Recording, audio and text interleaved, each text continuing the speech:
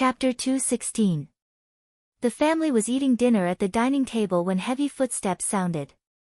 Bailey Yun walked down the stairs in his pajamas with messy hair and sleepy eyes. He walked straight to the bathroom to wash his hands as if he didn't notice everyone's strange gazes. He sat at the dining table and leaned back lazily. "Butler, help me get a bowl of porridge." Bai Jinxiu's expression was ugly. She held it in for a long time but still couldn't hold it in.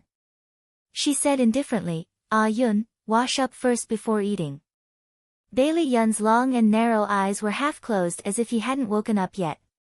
He yawned and said lazily, "But I'm hungry."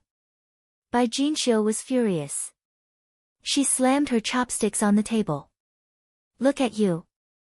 What are you doing?" "Sorry, I like it this way." Bailey Yun replied lazily. He didn't take her seriously at all. Bai Jinxiu was about to fly into a rage when Bailey Jing pulled her back and said gently, "Mommy, second brother is drunk. Don't be so calculative."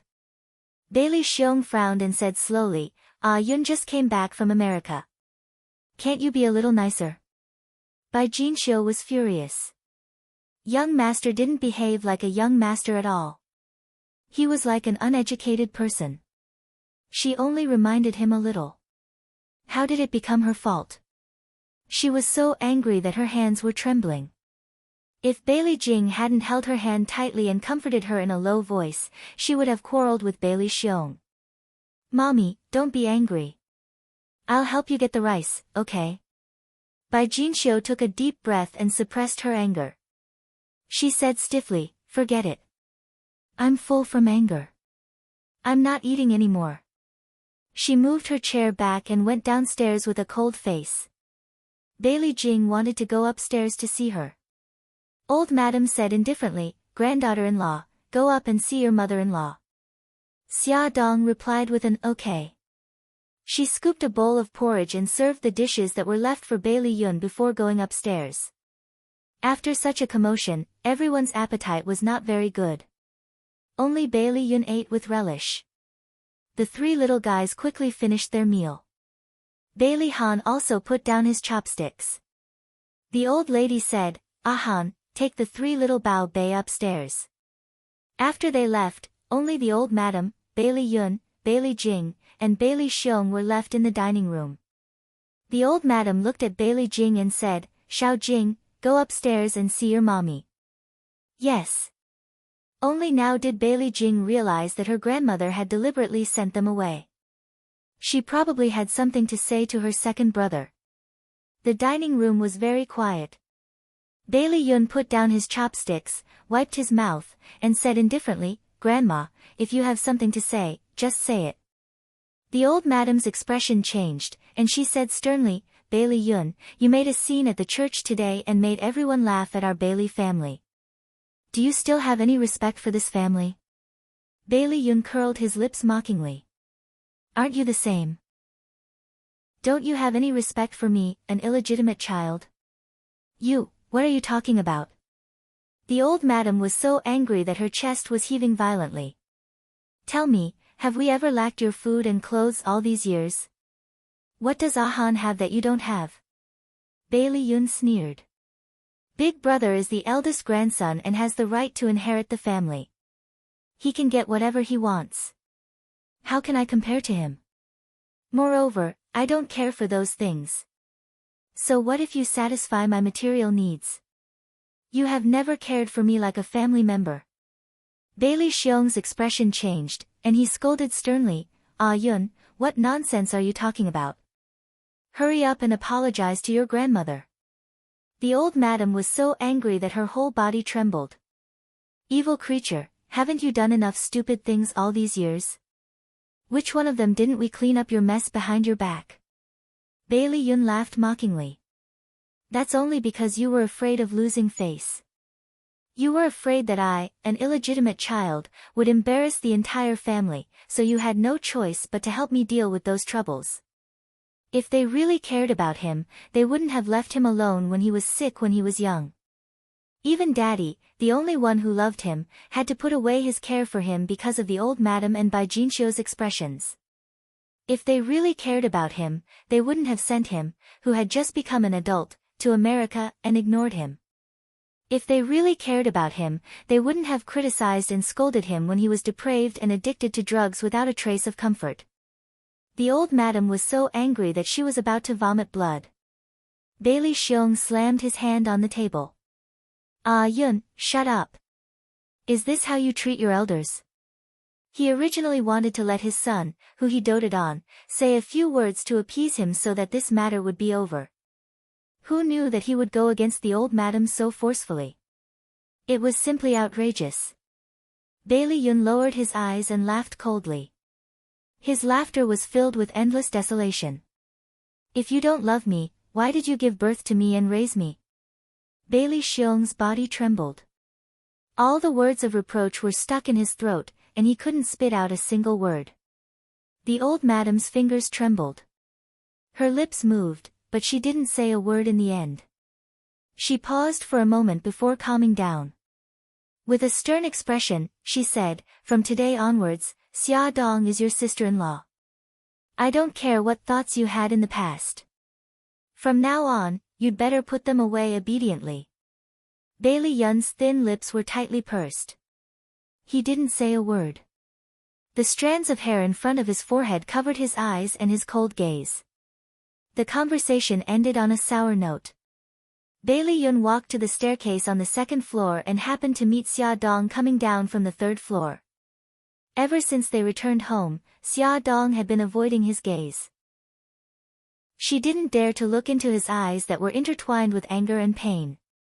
Now that they had met on a narrow path, there was no way to avoid it. She squeezed out a smile. "You're back." Bailey Yun clenched his fists tightly. His voice was bone-chilling. "How could I not come back for your wedding with Big Brother?" She bit her lip and said softly, "I'm sorry." She was about to walk away. When she brushed past him, he suddenly grabbed her wrist. "You said that it's impossible between you and Bailey Han. Why did you marry him? Let go of me first." Xia Dong had already heard footsteps coming up the stairs. She struggled anxiously and said softly, "This isn't the place to talk. Let go of me first. Are you afraid that they'll see us like this?" "Ha ha ha," he laughed out loud, his laughter wild. She heard the footsteps become more hurried, but he didn't let go of her wrist. She was so anxious that her eyes were red. She said softly, "Fox, I beg you. Let go of me first, okay?" He stared coldly into her eyes. Her eyes gradually became misty. A figure appeared around the corner. He was 2 steps away from them. When he reached the last step, Bailey Yun let go of Xia Dong's wrist. "Ah Yun, what are you doing here?" Bailey Xiong stared at Bailey Yun and Xia Dong with an unfriendly expression. Xia Dong's eyes were filled with pleading. Bailey Yun said lightly, "What else can I do? Congratulate sister-in-law and big brother on their wedding." "Thank you." Xia Dong curled his lips and thanked him sincerely. He naturally understood what she was thanking him for. His gaze turned cold. He didn't look at her again and went upstairs. Seeing the suspicion in Bailey Xiong's eyes, Xia Dong smiled. "Daddy, Mommy's anger has subsided. Xiaojing is accompanying her now." Bailey Xiong nodded. "You've worked hard too. Go back to your room and rest." When she finally returned to her room, Xia Dong was both physically and mentally exhausted. She leaned her back against the door and sighed. She had hurt Fox's heart so badly this time. He would never forgive her. And Brother Shen. She was really happy to see him recover and that he was willing to attend the wedding. She hoped that he would forget about her soon and find his own happiness. The sound of water in the bathroom stopped. Bailey Han pushed the door open and walked out. When he saw Xia Dong leaning against the door in a daze, the corners of his lips curled up. He chuckled and said, "Honey, are you standing here to peek at me taking a shower?" "Ah." Xia Dong was shocked. "No, you, hurry up and put on your clothes." What a hateful man. Why did he come out naked? She hadn't seen wrongly. He was completely naked. Bailey Han coughed. I was thirsty, so I came out to get some water. He thought that his wife wouldn't come back for a while, so he came out naked. His hair was wet, and the water droplets slowly slid down his muscular chest, over his curvy waist, and then down his straight and slender legs. Although it was only a few glances, Xia Dong's cheeks were already red. Her heart couldn't help but pound. She suddenly closed her eyes and said anxiously, "Hurry up and put on your clothes." Seeing her shy reaction, Bailey Han's awkward mood was immediately relieved. He took a step forward and placed his hands behind her back. He leaned forward and almost stuck to her body. His tone was aggrieved. "Wifey, I've been taken advantage of by you." She closed her eyes tightly and covered her chest helplessly. I didn't see anything. I really didn't see anything. What a cute little woman." He chuckled. It was really fun to tease her. He pressed himself against her body and wrapped his arms around her waist. The water droplets on his body immediately spread to her body. She couldn't help but shiver. She blushed even harder. His eyes were full of smiles. He kissed her cheek and then kissed all the way to her ear.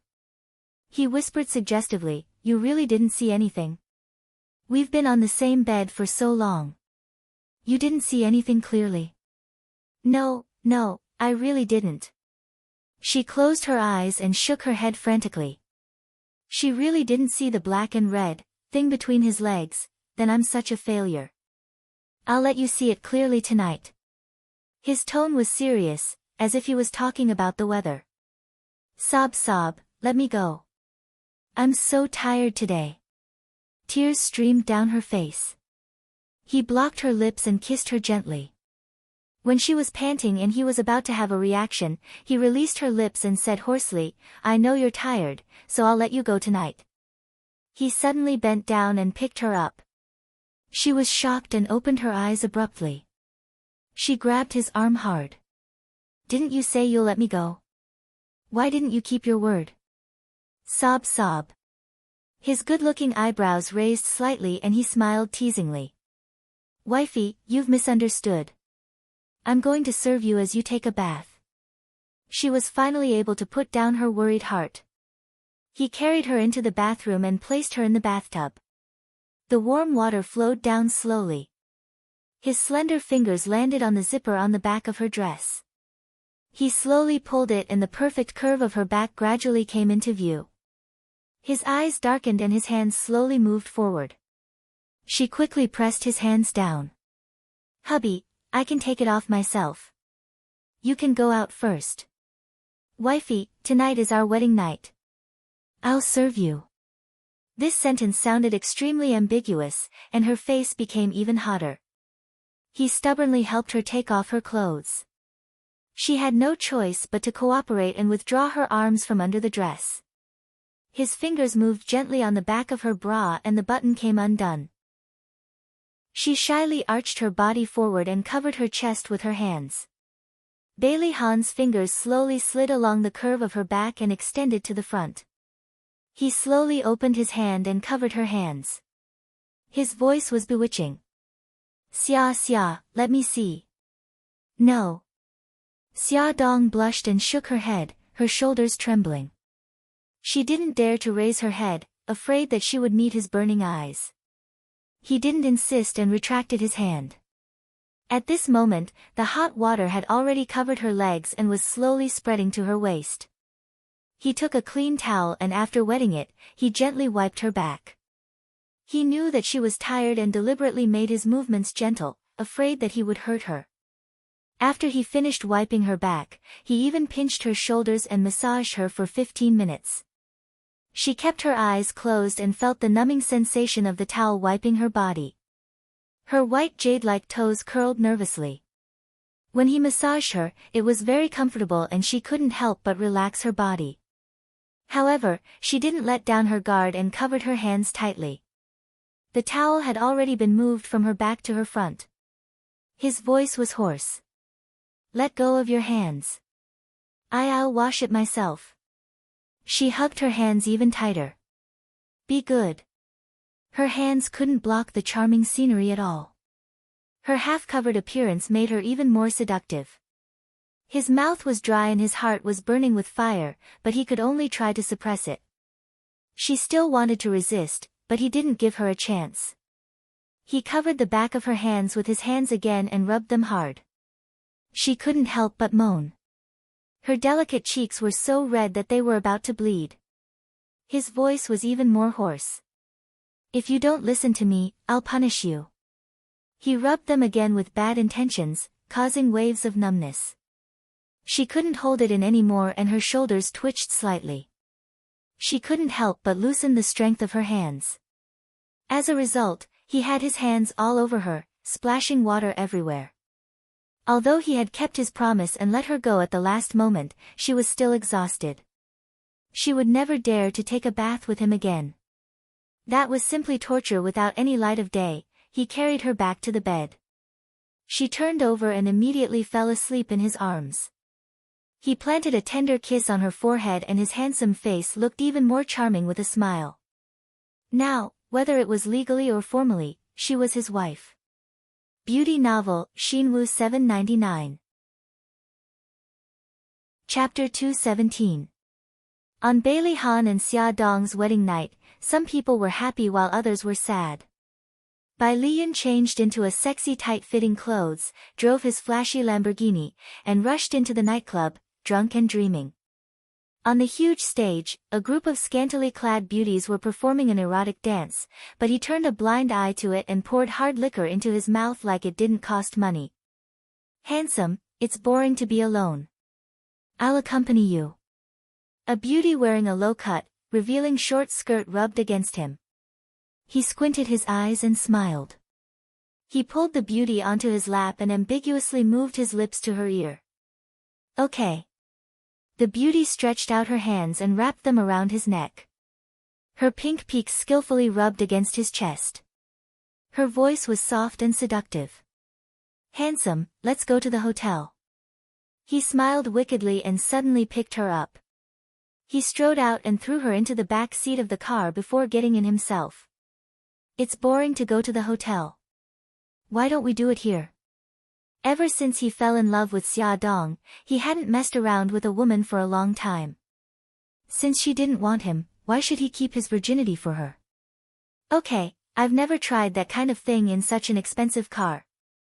The woman was like a snake as she climbed up his body. Her hands moved nimbly on his body. She stuck out her tongue and slowly licked his collarbone. When her head leaned against his abdomen, he suddenly grabbed her hair.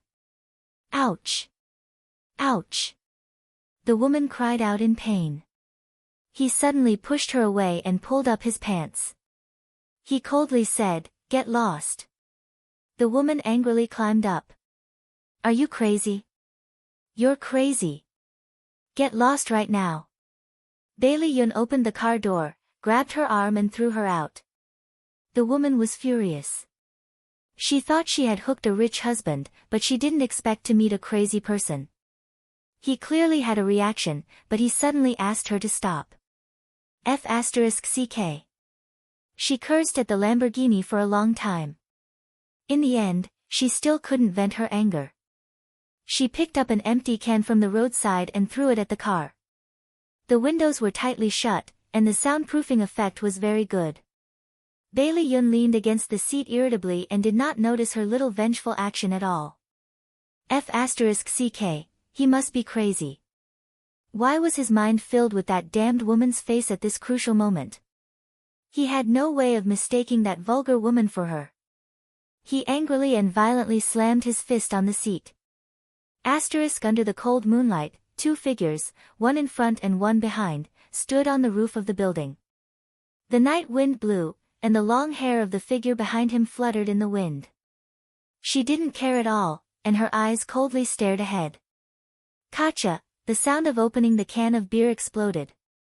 Suzaku took a few quick steps. She was already standing in front of Mika Kito and said coldly, "You're injured. You can't drink. Get out of my way." Mika Kito's handsome face was expressionless. She sneered. "Mika Kito, don't forget what you promised me." You have to recuperate for 3 days.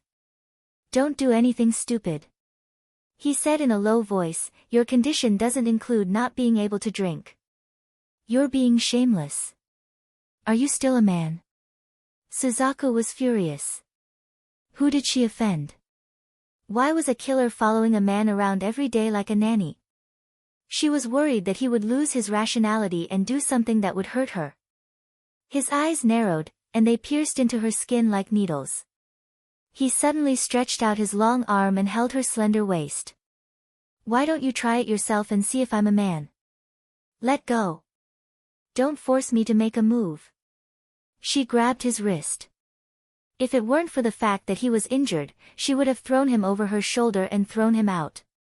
He snorted coldly and threw away the can in his left hand. His left hand reached for her waist again. Aren't you going to make a move? What are you waiting for? She wanted to curse, but her cold face twitched. What is this? Are you trying to force me to make a move?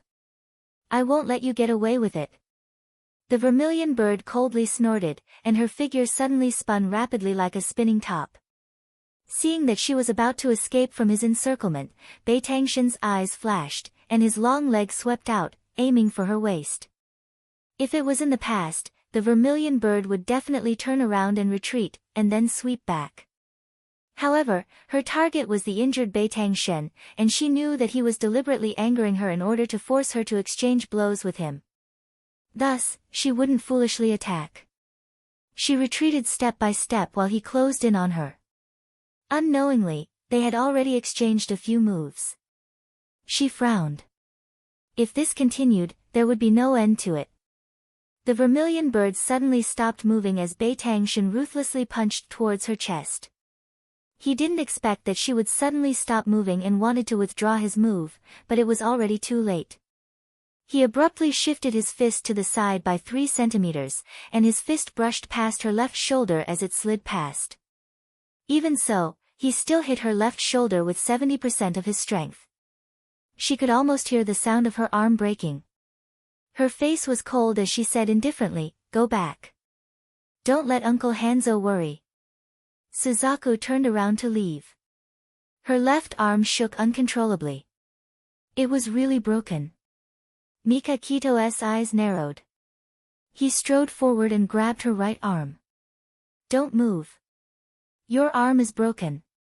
She turned back to look at him. Her eyes were calm as if she didn't feel pain at all. "You're fine even though you're injured so badly." "My small injury is nothing." He choked on her words. After 2 seconds of silence, he said coldly, "You're a woman. How can you compare yourself to me? I'm an assassin. Assassins don't discriminate between men and women." She suddenly curved her lips into a smile. Under the moonlight, there was a faint smile on her cold face.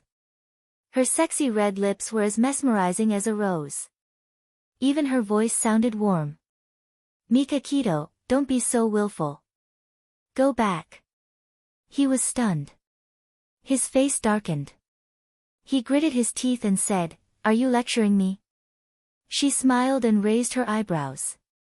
"You're my boss. How would I dare to lecture you? I'm just saying what I think of you." She was actually so blunt. The veins on Mikakito's forehead throbbed. He almost couldn't hold back his anger. But when he saw her left arm hanging by her side, he suppressed the anger in his heart. He said coldly, "Go back." She raised her eyebrows and followed behind him without a word. When they returned to the villa, the first thing Mikakito did was to call Miyamoto Hanzo over to treat her broken left arm. During this time, he received a call from Japan. He went out to answer the call. After the call ended, he was about to push the door open when he heard Miyamoto Hanzo's voice. "Xiaokei, what happened to your injury? Don't tell me it was Ashin who hit you." Ashin really did such a thing. "I did it myself." Suzaku's voice was cold. "But there are red and swollen marks on your arm. These are clearly marks left by a fist." Miyamoto Hanzo's voice was filled with dissatisfaction. Was Xiaokei questioning his professionalism?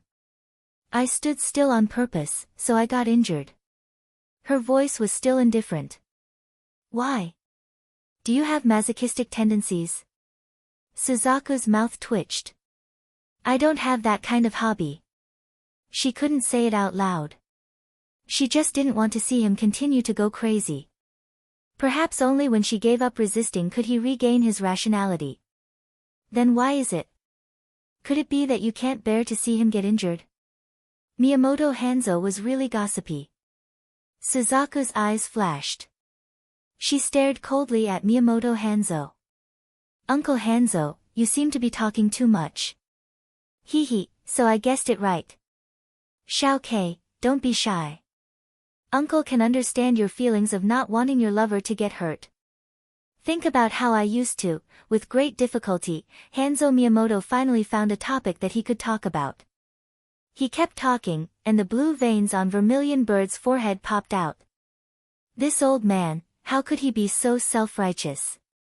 How could she bear to see Mika Kito get hurt? She was just keeping her promise. That's right, that's it. Beitang Shen, who was standing at the door and inadvertently overheard their conversation, also had the veins on his forehead throbbing. Of course, he didn't believe Hanzo Miyamoto's words, but he was unhappy that Hanzo Miyamoto was making fun of him. Mika Kito purposely made a big noise when she opened the door to interrupt Miyamoto Hanzo's endless recollection. Uncle Hanzo, how's Suzaku's injury? Huh? Oh, her injury. It's not a problem. She'll recover in 2 weeks. Uncle Hanzo slapped his forehead.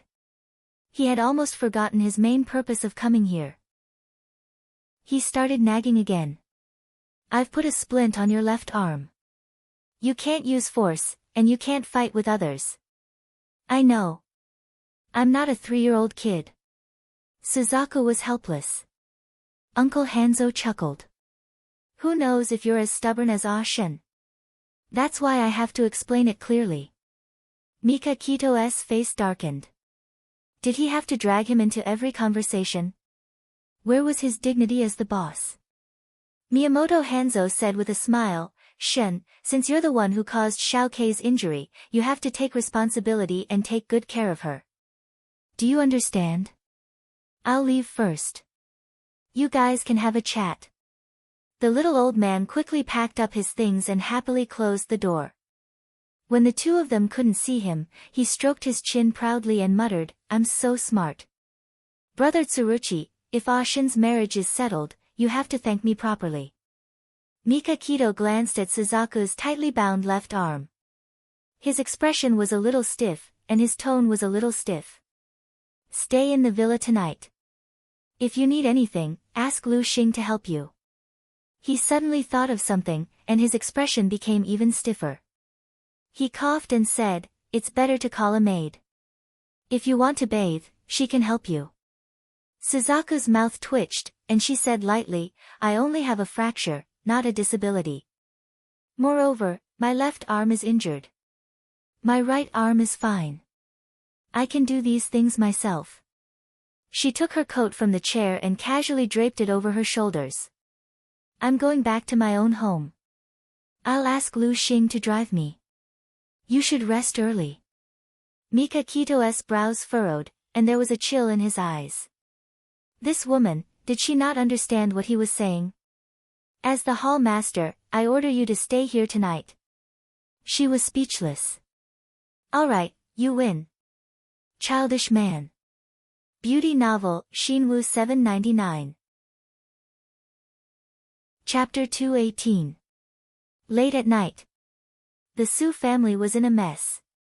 Su Yunxian hadn't been heard from since she ran out of the church. Mrs. Su called her, but her phone was turned off. Although she was a little worried, she didn't think much about it. She thought that Su Yunxian wanted to be alone, so she turned off her phone. But at midnight, Su Yunxian still hadn't come home. Mrs. Su was anxious. Su Yunxian used to call her family when she didn't come home at night. But today, there was no news from her all day. Her family was wondering if she had an accident. Her eldest brother, Su Jinren, asked his friends to search for Su Yunxian's whereabouts in a city. Mrs. Su didn't care about anything else. She called Bailey Han and woke him up from his sleep. She told him that Su Yunxian was missing and asked him where he used to go with Su Yunxian so that they could search for her. Bailey Han frowned, thought for a while, and said a few names. Mrs. Su sobbed on the other side of the phone. Han, sorry to trouble you. I won't disturb your rest. Auntie, please tell me if there's news about Yunxian. After ending the phone call, Bailey Han walked into the bedroom from the balcony. He was a little worried. Where would Yunxian go? Was it because he didn't give her any face at the church, so she took things too hard and did something stupid? He frowned deeply and sat on the bed. He didn't feel sleepy for a long time. He glanced at Xia Dong, who was sleeping soundly. He gritted his teeth, got up and changed his clothes. He bent down and kissed Xia Dong on the cheek. He whispered, "Honey, I'm going out. I'll be back soon." There was little traffic on the road at midnight. Occasionally, he would meet one or two drunkards or homeless people. Bailey Han drove to many places, almost all the places where they used to date, but still couldn't find her. The uneasiness in his heart grew stronger and stronger. He also felt guilty. If something really happened to her, it must have something to do with him. Bailey Han glanced at the time. It was already 5:00 in the morning. He turned the car around and set off on his way back. He had to get back before Xia Dong woke up. Bailey Han had been running around for half the night, and his coat was cold. After he entered the room, he immediately changed his clothes and hung them on the hanger. He walked softly to the bed. Fortunately, Xia Dong had not woken up yet. He quietly laid down beside her and covered himself with the blanket to warm himself up. Then, he reached out and gently hugged her waist. In her sleep, Xia Dong naturally leaned against his chest and even rubbed against it comfortably. A smile appeared in his eyes, but it quickly disappeared. The worry in his heart was still there.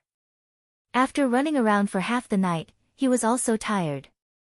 With the warm and fragrant jade in his arms, he quickly fell asleep. It wasn't until a ray of dazzling sunlight shone through the window that he slowly opened his eyes. His arms were empty, and the spot beside him was cold. He couldn't help but feel a little disappointed. He got out of bed, opened the glass door, and stood on the balcony to look down at the garden. He happened to see Xia Dong pushing old Master Yi in the garden to get some fresh air. Xia Dong pushed old Master Yi under the grape trellis and sat beside him. She opened the day's newspaper and softly read it for him. Although he probably couldn't understand it, she still read it very seriously. She had a warm smile on her face, and from time to time, she would give her thoughts after reading it. When Bailey Han walked to their side, he saw this scene. His heart softened. He gently held her shoulder from behind and said softly, "Honey, why are you up so early?" She turned to look at him with a smile on her face. "I just woke up earlier than you this morning." Because of her pregnancy, she was very sleepy. In the past, she used to wake up late every day. He smiled and rubbed his head against her hair. She patted the back of his hand. "Hubby, did you go out last night?" His eyes moved. "Why do you say that?" She smiled. "I woke up in the middle of the night and realized that you were gone. I waited for more than an hour, but you didn't come back. Unknowingly, I fell asleep again." He hugged her and asked sympathetically, "Did you cry this time?" She looked down shyly. "No, I knew that you wouldn't leave me behind." However, she was still very worried. She was worried that something might have happened to him. He couldn't help but kiss her face and said softly, "Honey, before I explain, you have to believe me. I don't have any other thoughts." "Okay, I believe you. You must have a reason." Her trust made him feel touched and warm. He explained calmly, "Last night, Mrs. Su called me and said that Su Yunxian was missing. I was worried that my actions yesterday had hurt her, so I drove out to look for her." Her beautiful brows furrowed slightly. "Su Yunxian is missing. Have you found her?" He said in a low voice, "Not yet. She tried to comfort him. Hubby, don't worry. Maybe she just went to a friend's house or somewhere to relax. He looked into her eyes. You're not angry with me? She was amused. What's there to be angry about? Do I look like a narrow-minded person? She believed that he was feeling guilty and not because of anything else. His lips curved and his eyes were filled with love and adoration. He teased, of course not. My wife is so broad-minded that she can be a racetrack. She laughed. I've only heard of people with broad-mindedness, but I've never heard of people with broad-mindedness. I've heard of it now. You're the first person in history. If Grandpa wasn't by his side, he would definitely pull her into his arms and be intimate with her. According to the plan, they would rest at home today and fly to Greece the next day for their honeymoon.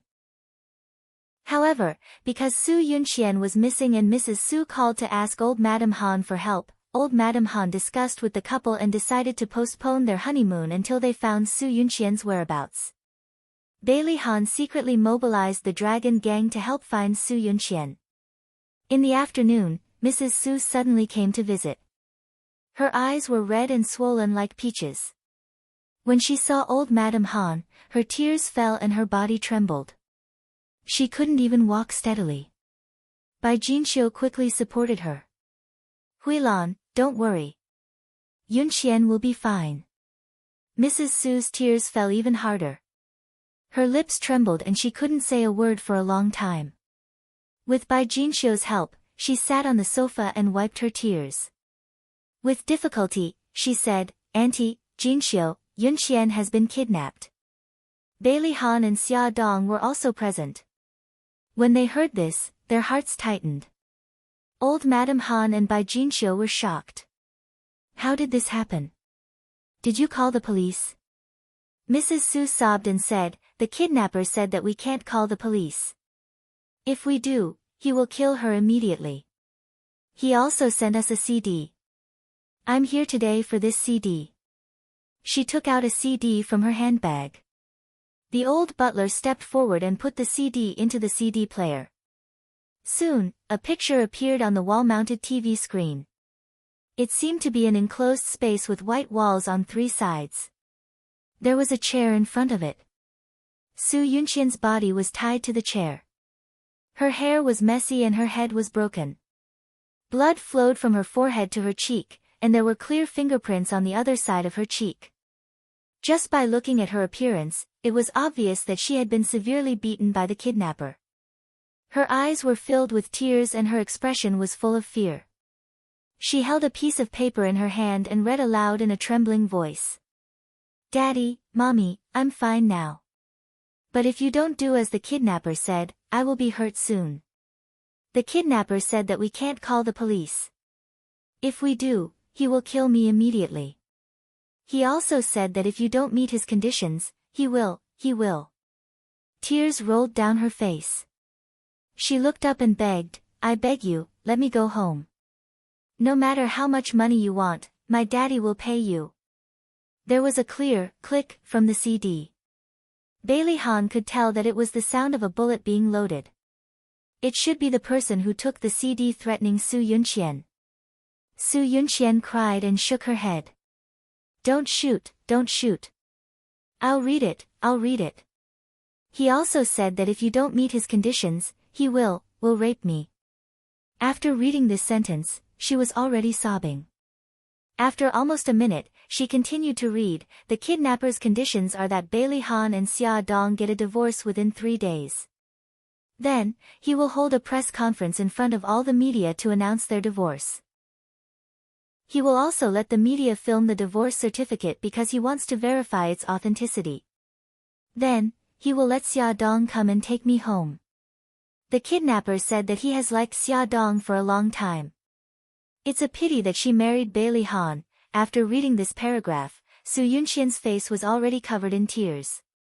She screamed in front of her, you lunatic, you like Xia Dong. Why are you targeting me?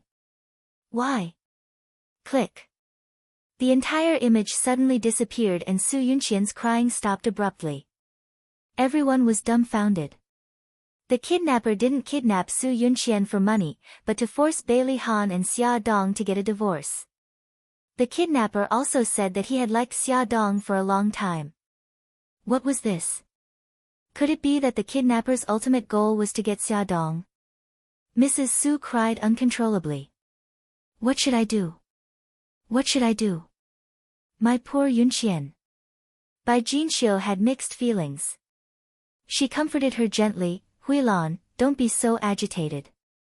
We'll find a way. Xia Dong didn't know how to describe her feelings at this moment. It was extremely complicated.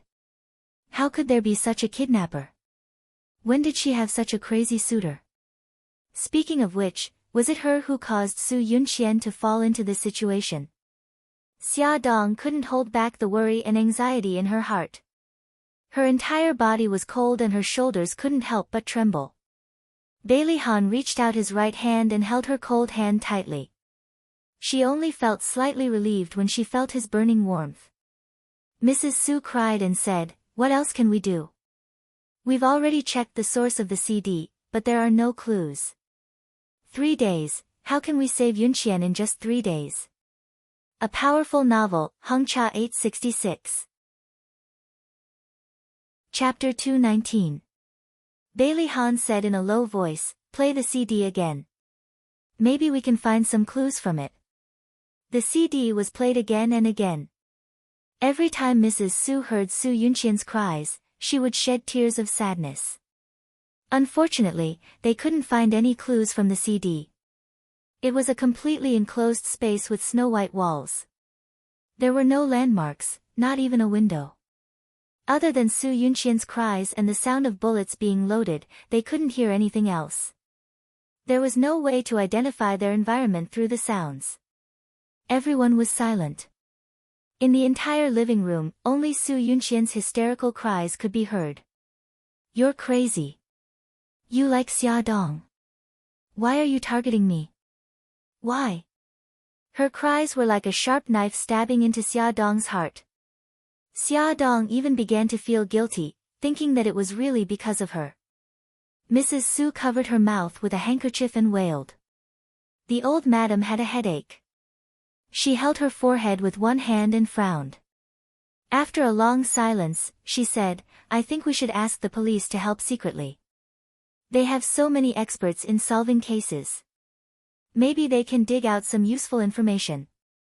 Bai Jinxiu agreed. Huilan, the old madam is right. We should ask the police for help. Mrs. Su wiped her tears. What if the kidnapper finds out and wants to harm Yunqian? The old madam said, of course we have to find someone we can trust. Han, call the chief now and ask him for help. Bailey Han held Xia Dong's hand tightly and gave her a reassuring look. Then he walked to the landline and called the chief of the police station. He briefly explained the situation. The chief immediately said that he would immediately send someone he could trust to the old mansion to understand the situation. Half an hour later, 2 young policemen in civilian clothes and driving an off-road vehicle arrived at the old mansion. They took out their IDs and said that they were police officers from the Major Crimes Division. After some small talk, they got to the point. A policeman named Wang Kai took out a recording pen. Mrs. Su, please describe the situation before the crime in detail. With the police present, Mrs. Su finally controlled her emotions. She took a deep breath and said slowly, at that time, Yunqian and I were attending Han's wedding at the church. Yunqian left halfway because of something. I chased after her, but I was surrounded by reporters. When I got out of the encirclement, Yunqian was already gone. I called her, but her phone was turned off. I didn't pay much attention to it at that time. I guessed that she was just going somewhere to relax and would be back soon. But until midnight last night, she still hadn't come home. When I called her, her phone was still turned off. That's when I realized that something was wrong. Wang Kai asked, how long has it been since you chased after her and found that she was gone? Mrs. Su thought for a moment and said, about half an hour. Wang Kai asked again, which direction did you see her leave in? The last time I saw her, she was walking toward the T-junction. Wang Kai quickly analyzed the situation in his mind. There was a crossroad outside the church, and the T-junction was the road opposite the church. There were new buildings on both sides of the road, and there were fewer people. Moreover, there were no surveillance cameras on that road. Su Yunxian was most likely kidnapped on that road.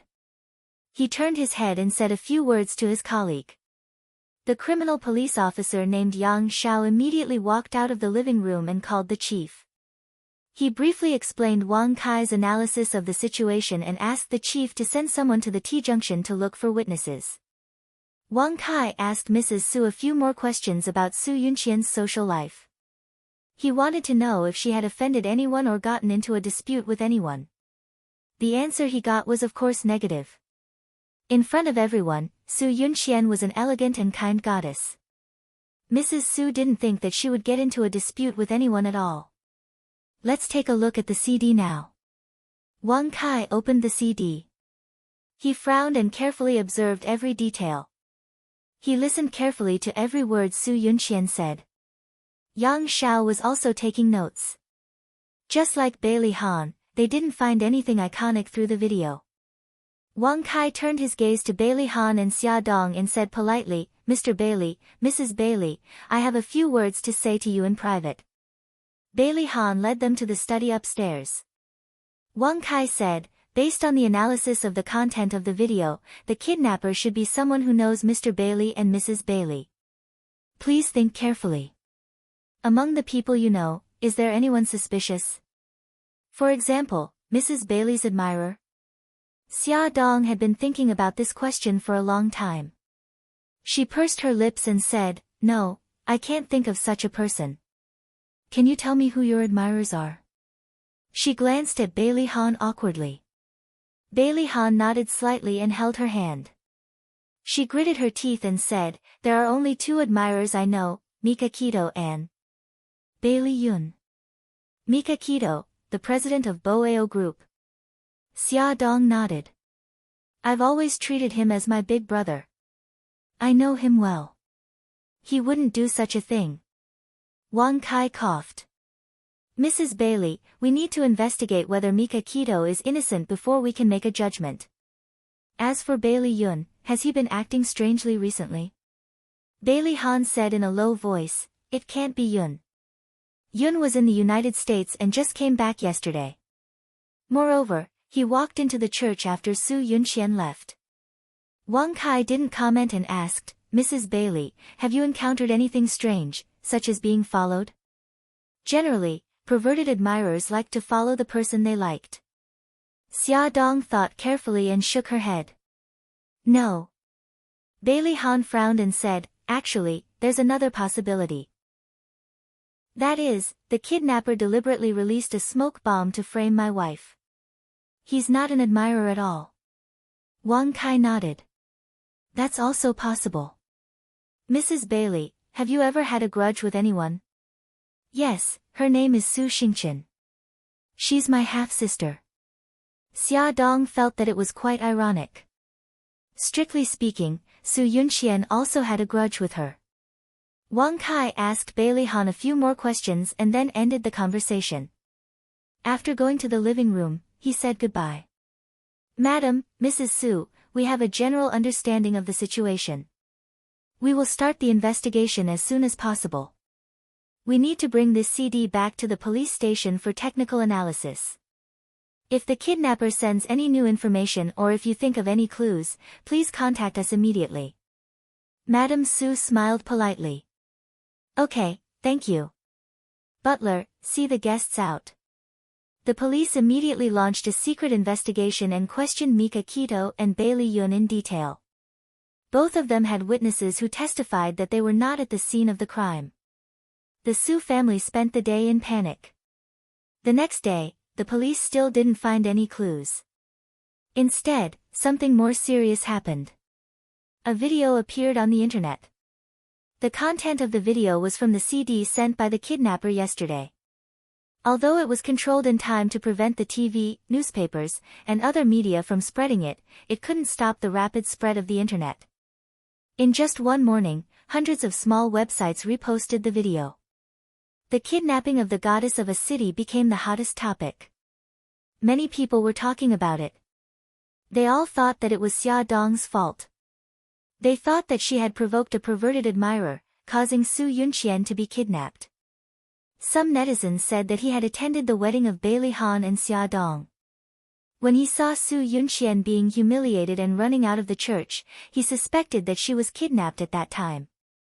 He put all the blame on Bai Lihan and called him a heartless man who abandoned Su Yunqian. As if to prove his words, another netizen posted a photo of Su Yunqian running out of the church with her face covered. Most people began to support this argument. They thought that it was Bai Lihan and Xia Dong's fault that Su Yunqian was kidnapped. They should divorce to save Su Yunqian. As time went by, the old house of Bailey was surrounded by people. The pressure of public opinion was getting stronger and stronger. Xia Dong stood in front of the floor-to-ceiling window and looked at the wall of people outside. She felt more and more uneasy. She had seen the heated discussion. If they really couldn't find any clues about the kidnapper, there was only one way left. Did she really want to divorce Bai Lihan? Bai Lihan pulled her away from the window and sat her on the sofa. He held her in his arms and said softly, "Honey, don't listen to their nonsense. It's not your fault. Honey, what if the police can't find any clues?" Bai Lihan said in a low voice, "It won't happen. There must be a way." She stared at him uneasily. "What if there isn't a way? Are you going to divorce me?" "No." He blurted out almost without thinking, "The kidnapper's request is for us to divorce and for you to pick up Su Yunqian. Isn't this a disguised way of exchanging you for Su Yunqian? How could I do such a thing?" Xia Dong felt that his words were enough. Tears glistened in her eyes as she said, "But if I don't do it, he will humiliate Su Yunqian." He held her shoulders with both hands and stared at her with deep eyes. "If I exchange you for Su Yunqian, how will the kidnapper treat you?" "Silly, don't let your imagination run wild. I will never do that." Bai Lihan felt that this matter was very strange. It seemed that the kidnapper was deliberately targeting himself and Xia Dong. It was very likely that the kidnapper had a grudge against Xia Dong. He had asked the Dragon Gang to secretly monitor Su Xingqian before, but they didn't get any useful information. He also suspected his godfather, but his godfather seemed to have disappeared without a trace. The Dragon Gang went to his godfather's lair to check, but they didn't find any clues either. Soon, Bai Tangshan also found out about this matter. He quickly gathered the hackers and asked them to delete the video on the internet as quickly as possible. He also asked them to delete all the negative comments about Xia Dong. However, he still couldn't stop the people from talking. Come and see, Hengcha 866. Chapter 220. It was already the third day. A new video was released on the internet. It was still the same enclosed room with white walls. Su Yunqian was tied to a chair. This time, she looked even worse than the last time. Her white dress was stained with blood, her cheeks were red and swollen, and there was blood at the corner of her lips. She sobbed as she read the note written by the kidnappers. "Daddy, Mommy, don't you want your daughter anymore? Why haven't you thought of a way to save me? There are only 10 hours left until midnight. If Bai Lihan and Xia Dong don't divorce, the kidnappers will really rape me. Sob, please, let me go." The next 2 minutes were filled with Su Yunqian's pleas. The camera even gave a close-up of her face. Her sad and desperate eyes and tear-stained face moved everyone. At the end of the video, she was bawling her eyes out. "Daddy, Mommy, please, save me. I don't want to die," she said in a muffled voice. This video was widely shared and many people shed tears of sympathy. Everyone blamed Bai Lihan and Xia Dong and asked them to take responsibility and divorce to save Su Yunqian. The Su family saw the video immediately. Mrs. Su was heartbroken. She immediately went to Bailey's old house with the help of the servants. After entering the living room, she knelt in front of Bai Lihan and Xia Dong without saying a word and cried, "Ahan, Xia Dong, I beg you, save my daughter. Please save my daughter. Auntie, please get up first. We can talk about it slowly. Xia Dong quickly bent down to help her up. Bailey Jing also helped her. Auntie, what are you doing? Please get up first.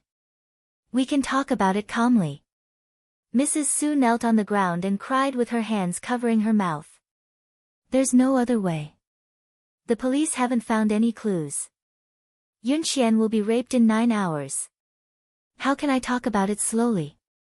I beg you, please save my daughter. Bailey Han frowned and held her arm.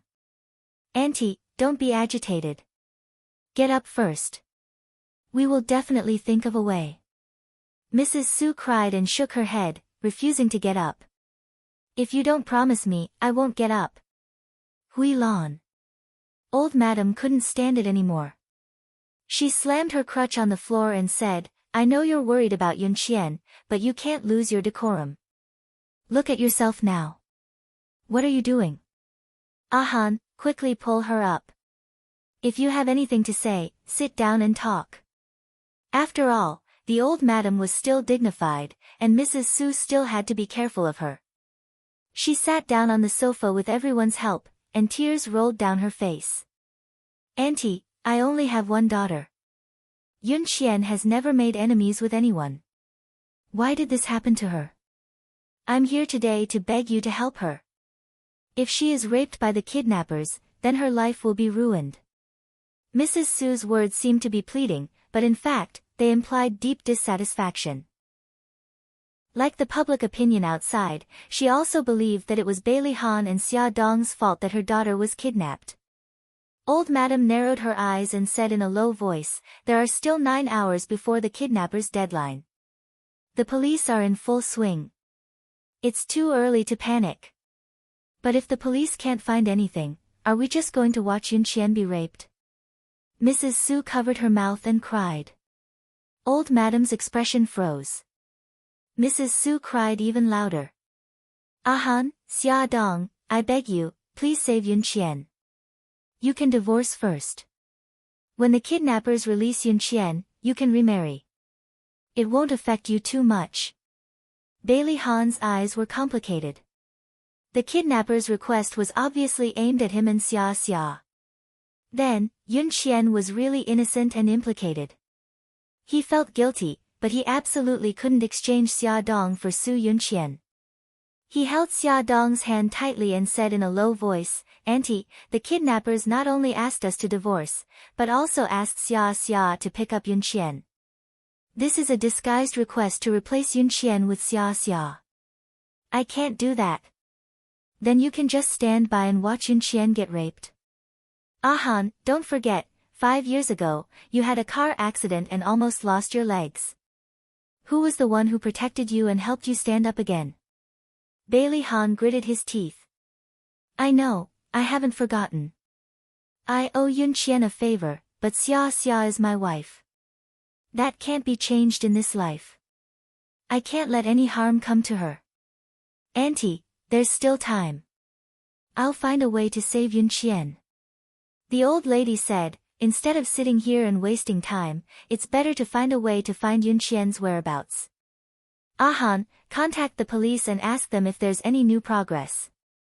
After investigation, the police found a witness near the T Street. The witness said that he saw a woman walking on the street, and then a black Santana suddenly braked. The person in the car seemed to have an argument with the woman, and the woman was pulled into the car. The police took Su Yunxian's photo and asked the witness to identify the woman who was taken away. They confirmed that the woman was Su Yunxian. The witness remembered the license plate number, and the police found that the Santana belonged to a car rental company. The car rental company had returned the car yesterday. The police checked the ID number left by the car rental company and found that it was a fake one.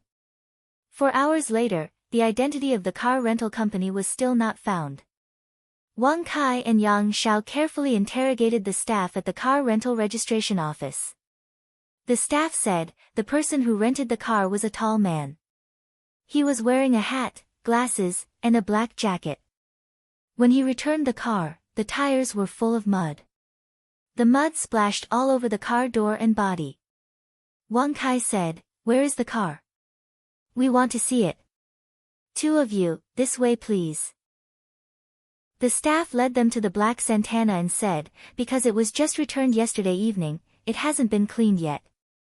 Indeed, as the staff said, the body of the car was covered with mud and dirty. Wang Kai got into the car, put on gloves on his hands, and rummaged for a long time in the car seat. He didn't even find a hair, let alone things like cigarette ash. It was estimated that the other party had prepared in advance to avoid leaving any clues. It hasn't rained in City A these 2 days. Where did the car go? Why was there so much mud on the car? Wang Kai frowned and said, "Yang Xiao, contact the bureau and ask them to check the traffic video of this car." The bureau chief mobilized a large number of people and asked them to hold the video and carefully search for the whereabouts of the Santana.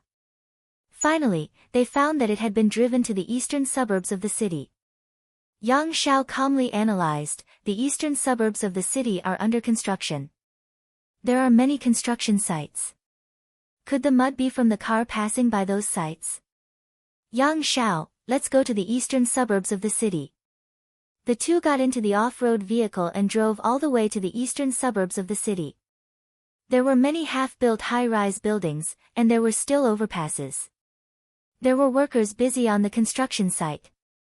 They got out of the car and parked it on the side of the road. They took the photo of Su Yunqian and asked around. The workers said that they had never seen her. Then they took the photo of the black Santana and asked, but they also said that they had never seen it. There were construction sites about a mile away. It was too time-consuming for Wang Kai and Yang Xiao to check in detail. Before they came, they applied for support from the bureau. Soon, the support people came and searched all the buildings in this area, but they still couldn't find the whereabouts of Su Yunqian. "Did we guess wrong?"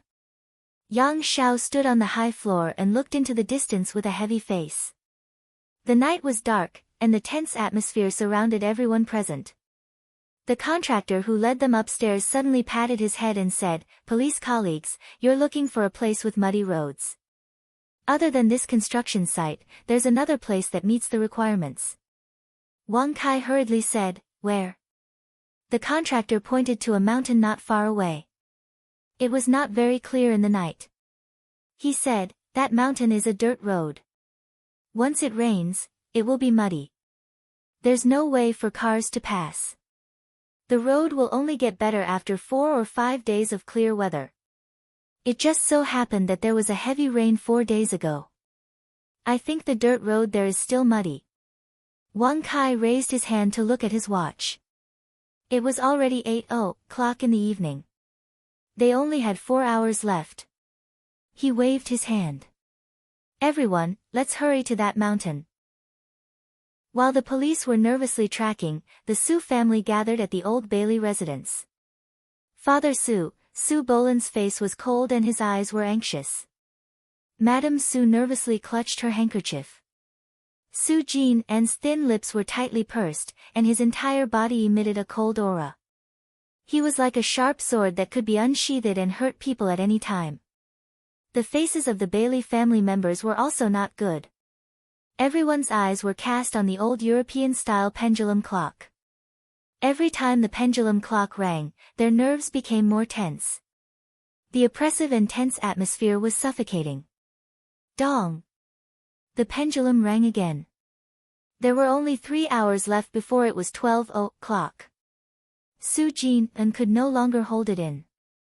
He suddenly stood up, took his phone, and walked towards the living room door. Bailey Yun suddenly stood up and quickly blocked him. He stared at him coldly. "Jin, what are you trying to do?" Su Jin's eyes burned with flames. "What else can I do? Of course I'm going to call Chi Feng and have him gather all the media." Bailey Yun's foxy eyes narrowed dangerously. "You want to sacrifice Xia Dong to save Su Yunqian?" Su Jin glared at him fiercely and said word by word, "That's my sister." Bailey Yun's heart throbbed. Although he didn't like Su Yunqian, he had known her for so many years. Of course, he was worried. However, He would never agree to exchange Xia's safety for her safety. He snorted coldly. So what if we gather the media? The Civil Affairs Bureau has already closed. Are we going to apply for a divorce certificate for them? Su Jinan took out a document from his pocket.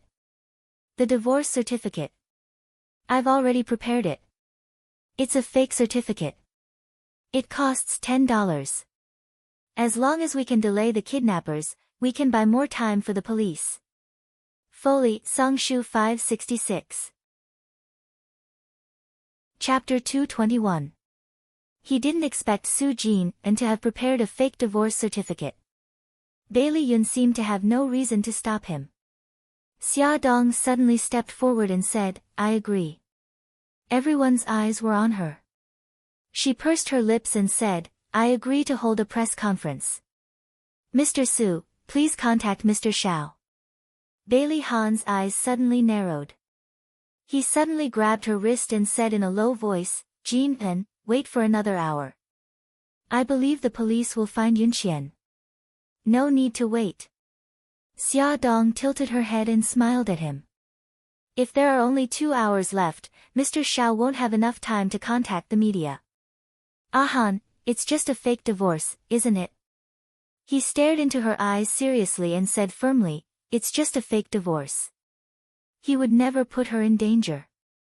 After Xiao Qifeng received Su Jin's call, he quickly informed his assistant to contact the gold medal reporters of various media outlets and the hotel to prepare the venue for the press conference. Everything was settled. There was only an hour left, but there was still no good news from the police. Everyone rushed to the press conference venue with heavy hearts. The venue was filled with reporters. Many of these people had just crawled out of bed and were still a little dispirited. However, when they saw the people from the Su family and the Bailey family appear, it was as if they had been injected with chicken blood. Their spirits were lifted and they were ready to shoot. Bailey Han and Xia Dong sat in the middle of the stage. There was a small red book in front of them. The reporters sitting in front of them immediately guessed that it was the divorce certificate. As time passed, the venue gradually quieted down. There was no sound at all. Everyone's nerves were stretched taut. The Su family members sitting in the first row kept looking at the watch on their wrists. Their hearts were about to stop. Tick-tock, tick-tock. 10 minutes left. 9 minutes, 8 minutes, only 6 minutes left until 12 o'clock. There was still no news from the police. The old madam closed her eyes and sighed. Su Jinan's face was gloomy, like the sky before a storm. He grabbed the microphone with his right hand and said concisely, Thank you all for coming. The press conference will now begin. Bailey Han glanced at the watch on his wrist. There were only 5 minutes left.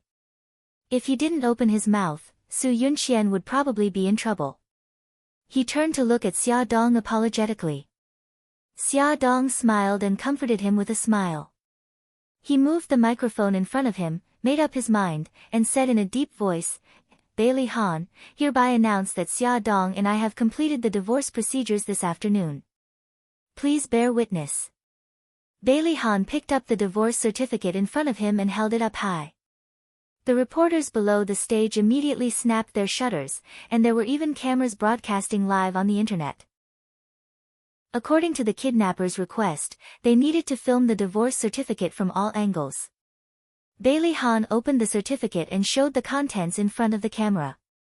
He held the certificate up high and glanced at his watch. There was only 1 minute left. His heart clenched tightly. Wang Kai suddenly called. Su Jinan couldn't care less. In front of everyone, he pressed the answer button and said anxiously, Officer Wang, how is it? Wang Kai gasped for breath. We found the kidnappers' hiding place, but it was too late. The kidnappers have already moved Miss Su to another place. Su Jinan's heart sank, but he still had a glimmer of hope. He hoped that this press conference could fool the kidnappers. Beep beep, beep beep, the phones of the reporters below the stage rang. They checked their phones and received a video file. They immediately shouted, It's from the kidnappers. Beep beep. Everyone below the stage received the video file from the kidnappers. The staff projected the newly released video onto the big screen in the venue. In the video, Su Yunxian was no longer in the room from before. The walls of this room were dark and it looked like a basement. She was still tied to the chair. Her hands trembled as she held a piece of white paper, crying in despair. Click. The sound of a bullet being loaded could be heard. She was forced to suppress her cries under the kidnappers' coercion. Trembling, she read the contents of the paper aloud. Bailey Han, Xia Dong, your divorce certificate is fake. You want to fool me? You're too naive. I gave you a chance, but you didn't cherish it. Now, in front of all of you, I'm going to take Su Yunxian, she wailed loudly and couldn't read anymore. A hand suddenly appeared on the screen. The hand was wearing a rubber glove. It grabbed Su Yunxian's hair and slammed her against the back of the chair. She was in so much pain that her face was distorted. Ah, it hurts, please, let me go, a black figure appeared on the screen. His back was facing the camera, and his face was covered by a mask. It was impossible to see his face clearly. The position he stood at was very skillful, and it was just right for Su Yunxian to be exposed to the camera. He untied the rope around her waist and pushed her to the ground. Su Yunxian's hands and feet were still tied. She crawled on the ground in despair and stepped back. Please, don't come over, don't come over. The man approached her step by step, grabbed her hair, and slapped her hard on the cheek. What should we do? What should we do? Mrs. Su was about to break down when she saw her daughter being abused. She shook Su Bolan's arm fiercely. Honey, what should we do? How can we save Yunxian? The old lady closed her eyes in despair. Her ears were filled with Su Yunxian's painful screams. Bai Jinxiu was so scared that her face turned pale.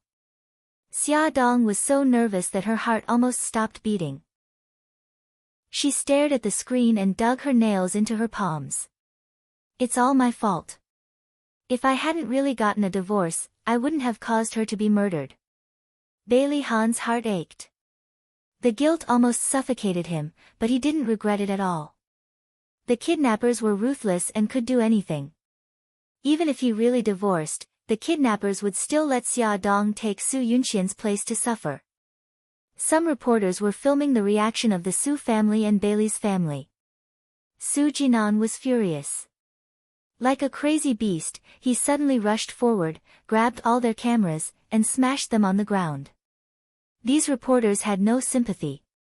The victim's family was already so sad, but they only knew how to film the news and catch the hot news. Let me go, you bastard, let me go, a tragic cry came from the big screen. At this time, Su Yunxian had been pinned down by the man in black. Her clothes had been torn, revealing her white and tender skin. The man in black grabbed her hands and put them above her head. His other hand reached to her feet and untied the rope around her ankles. Her legs were free, and she immediately kicked the man on top of her. The man didn't move at all. He waved his hand, and two more hands appeared on the screen. They grabbed Su Yunxian's feet from behind and pulled them apart. Su Yunxian was like a fish on the chopping board, waiting to be slaughtered. The photographer took a close-up of her face. Her face was full of despair, and her eyes were unfocused.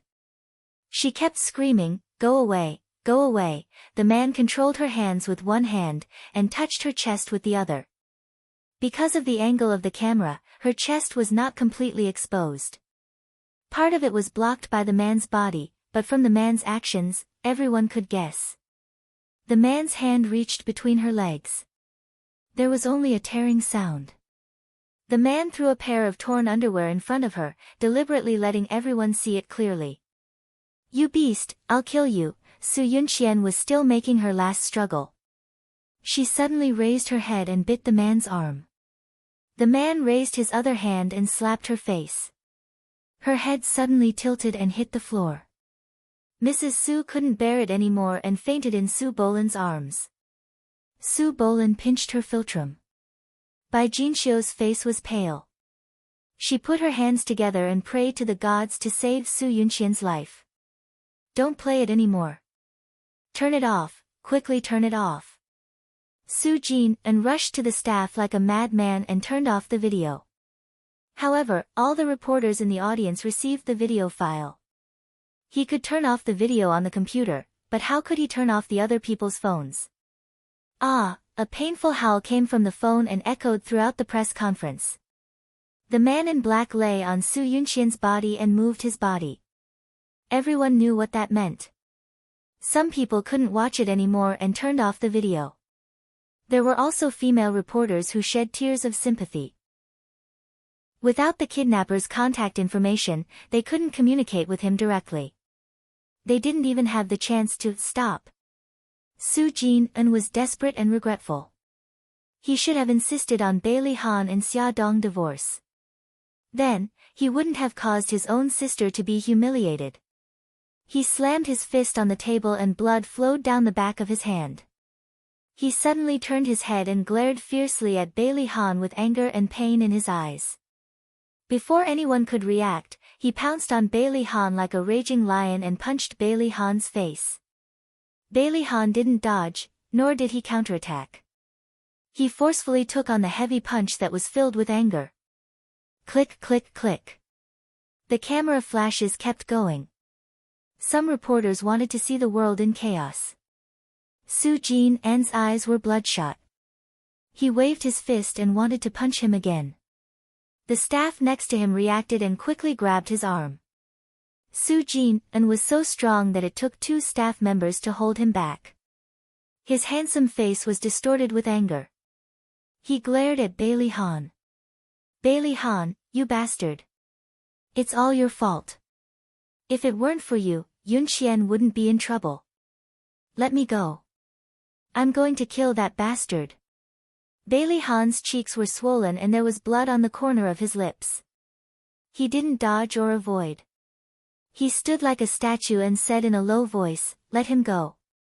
Welfare, Xinwu 799. Chapter 222. Of course, the staff refused to let go. If anything happened, the hotel would have to take responsibility. Xia Dong knew that Bailey Han didn't fight back because he felt guilty, but as his wife, she couldn't let anyone hurt her husband. She stepped forward and stood in front of Bailey Han. She spread her arms to protect him and silently resisted Su Jin. Bailey Han was shocked. He grabbed her hand and pulled her behind him. Wifey, get out of the way. Xia Dong's feet seemed to have grown roots. She gritted her teeth and said, I won't. Old Madam and Bai Jinxiu were so shocked that they stood up from their seats. Xia Dong was pregnant. What if something happened to her? Su Bolin stood up and said angrily, Jin, calm down. The moment Su Jin saw Xia Dong, the anger in his eyes intensified. However, he was still rational and knew that he couldn't hit a woman. Moreover, Xia Dong was pregnant. After his father roared, he stopped struggling and retracted his arm. Old Madam and the others broke out in cold sweat. When the press conference ended, everyone was exhausted. Old Madam supported her old body and said a few words to the reporters, hinting that they shouldn't go overboard with their reports. Su Bolin and Su Jin supported Mrs. Su, who had almost gone limp, and left the venue first. Bailey's family walked last. On the way home, no one spoke. Bailey Jing's eyes were red. She hugged Bai Jinxiu's arm and shrank in a corner. Bailey Han stood in front of the floor-to-ceiling window with a cold expression. His deep eyes stared outside. No one knew what he was thinking. Xia Dong took the ointment that could quickly treat external injuries from Xiao Bao and quietly walked in front of Bailey Han. She applied some ointment on her finger and stood on her tiptoes to wipe the wound on his cheek. He was like a puppet, allowing her to do as she wished without any reaction. She wiped it bit by bit, her heart aching. After she finished applying the medicine, he suddenly reached out and hugged her tightly. His deep voice was a little hoarse. 5 years ago, I was in a car accident. The first person I saw when I woke up was her. When I knew that my legs were injured and I couldn't stand, she was the one who comforted me and accompanied me through my rehabilitation. Something cold slid down her neck. She closed her eyes, hiding the sadness and guilt inside, and used her hand to gently stroke his back. Xia Dong felt that she had really done something wrong. She should have advocated for a divorce. This way, she wouldn't have let Han feel guilty. It had been a lifetime. The video of Su Yunqian being raped once again went viral on the internet. The criticism was directed at Bailey Han and Xia Dong. Even the stock prices of Xinghao Group and Bailey Group began to decline. The Bailey family was facing an unprecedented crisis. Xia Dong didn't dare to go out at all. Her family didn't dare to let her go out either, lest she be slandered by those angry people. The police didn't give up on the search. That night, they finally found a secluded house on the mountain mentioned by the contractor. They confirmed that it was the place where the kidnappers were. Unfortunately, the house was already empty. Other than a chair and a few pieces of hemp rope, there was nothing else in the room. In the trash can outside the house, they found fast food boxes and instant noodles boxes. After identification, only Su Yunqian's fingerprints were on those items. The kidnappers and their accomplices didn't leave any clues. Where did the kidnappers transfer Su Yunqian to?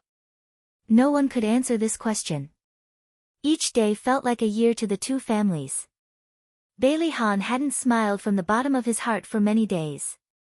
Xia Dong looked at his stiff smile and felt sorry for him. Once, she couldn't help but hug him and whisper, "If you don't want to smile, don't smile." "I'm sorry." Bailey Han stroked her long hair. Her eyes were sore as she shook her head. He didn't do anything wrong to her. She just didn't want him to torture her anymore. 5 days passed, and there was still no sign of Su Yunqian. The kidnappers didn't send any more messages. It was as if they had disappeared from the face of the earth. Mrs. Su was on the verge of collapse. One morning, Xia Dong was pushing old Master Xia Dong for a walk in the courtyard. Mrs. Su rushed in like a madwoman and grabbed Xia Dong's arm. She yelled angrily, "It's all your fault, you jinx. Give my daughter back to me, give my daughter back to me." Mrs. Su shook Xia Dong's arm and even reached out to hit her. Fortunately, Xia Dong was prepared and grabbed her wrist. "Mrs. Su, calm down." "How can I calm down? If it wasn't for you, my daughter wouldn't have been abandoned by Han. If it wasn't for you, she wouldn't have been kidnapped and humiliated. It's all your fault. I'll kill you." Mrs. Su was blinded by hatred. She didn't care about her image. Her right hand was grabbed by Xia Dong and she couldn't move. She grabbed Xia Dong's hair with her left hand and pulled. "Young madam, are you okay?" "Mrs. Su, let go of her." A servant heard the noise and ran over. He grabbed Mrs. Su's arm from behind and tried to pry her hand away. However, Mrs. Su was very strong. When she saw that someone was coming to stop the fight, she suddenly raised her leg and kicked Xia Dong in the stomach. Xia Dong's hair was pulled and her right hand was grabbed by Mrs. Su's right hand. There was no way for her to dodge. She instinctively reached out with her left hand to block the kick. Fortunately, Xia Dong was also very strong. She grabbed Mrs. Su's ankle tightly and prevented Mrs. Su from kicking her in the stomach. "Help!" The servant hurriedly called for help. "Huilan, what are you doing? Let go of her." Old Madam heard the noise and rushed over with her walking stick. She was so angry that she almost vomited blood when she saw the two people in front of her. Mrs. Su was determined to teach Xia Dong a lesson. She didn't listen to Old Madam and fought against Xia Dong with all her might. 2 more servants rushed up, and the 3 of them finally managed to separate Madame Su and Xia Dong. When Bailey Han heard the news and rushed over, he saw his battered wife and angry Mrs. Su being pulled apart by the servants. He saw Xia Dong's hair in a mess and Mrs. Su throwing away a strand of hair in her hand. Anger surged in his heart and he clenched his fists. But in the end, he suppressed it and looked coldly at Mrs. Su. "Auntie, this isn't Xia Dong's fault. If you want to settle the score, put it on me. You think I don't dare? I'll settle the score with you right now, you heartless bastard. If it weren't for you, Yunxian wouldn't have run out of the church and been kidnapped. Mrs. Su only had hatred in her heart. She rushed up and slapped him on the cheek. Bailey Han didn't dodge. He took the slap. She reached out to hit him again, but Bailey Han easily grabbed her wrist and said coldly, "Auntie, calm down. Look at yourself now. You're no different from a shrew." Mrs. Su felt a sharp pain in her wrist, which seemed to irritate her nerves. She dazedly let go of her hand and slumped into the chair, crying loudly. "Yunxian, my daughter, where are you?" Mrs. Su cried her heart out. Old Madam couldn't help but tear up. She walked up and patted her shoulder gently. "Huilan, don't be sad. Yunxian will come back." "Auntie, what should we do? It's been 8 days, and Yunxian's still missing. What if the kidnapper killed her?" Mrs. Su hugged Old Madam's waist and cried even harder. "I only have one daughter. If the kidnapper kills her, he'll be struck by lightning." Old Madam let her hug her and gently patted her back to comfort her. She gave Bailey Han and Xia Dong a look, indicating that they should leave first. When they returned to their room, Bailey Han pulled Xia Dong to sit on the sofa. He stood beside her and held her head with both hands. He looked carefully and found that a small part of her hair near her right ear had been pulled out. He rubbed her scalp with heartache and asked softly, "Does it hurt?" "It doesn't hurt. I'm fine. Don't worry." Xia Dong pulled his hand down from her head and let him sit beside her. "Let me see your face." There were clear fingerprints on his handsome face. She bit her lip and carefully applied medicine for him. After the big scene, Mrs. Su gradually regained some rationality. She apologized in front of Old Madam, but she didn't want to see Bailey Han and Xia Dong again. She washed her face, tidied up her makeup, and left the old mansion under the escort of the butler. Although the Su family didn't come looking for trouble again, the shackles that bound Bailey Han and Xia Dong's hearts didn't disappear. 5 days later, when everyone thought that Su Yunxian had met with a mishap and would never come back, the police suddenly found her. When the police sent her home, she was wearing a large police coat. Her hair was messy and her face was dirty. When she saw people approaching, her eyes revealed a terrified expression. She screamed, waved her arms, and kicked her feet to prevent people from coming closer. When the Su family heard that the police had found her, they were very happy. But when they saw her like this, they all cried sadly. Mrs. Su's body swayed. If it wasn't for Su Bolin supporting her, she would have fallen to the ground. A female police officer glanced at Su Yunxian hiding behind the car seat and explained, "When we found Miss Su in the suburbs, she was already like this. Maybe it was caused by excessive shock." "Thank you, officer." "Thank you so much." Su Bolin said a few words of thanks and then asked the maid to come forward and pull Su Yunxian out of the car. Su Yunxian screamed and kicked, but she refused to come out. Mrs. Su went forward with tears streaming down her face. "Yunxian, my good daughter, I'm your mommy. Come out, mommy will take you home." Su Yunxian acted as if she didn't know her. There was no other expression in her eyes except for fear. She hid behind the car seat in fear and screamed, go away, don't come over. My good daughter, it's me. I'm your mommy." Mrs. Su didn't expect her daughter to not recognize her. Her heart ached so much that she cried. Mrs. Su didn't give up. She called her name softly and kept comforting her. She gradually calmed down and wasn't as agitated as before. Her eyes were filled with confusion. Mommy? Awesome novel, Xinwu 799. Chapter 223. Yes, it's me. I'm your mommy.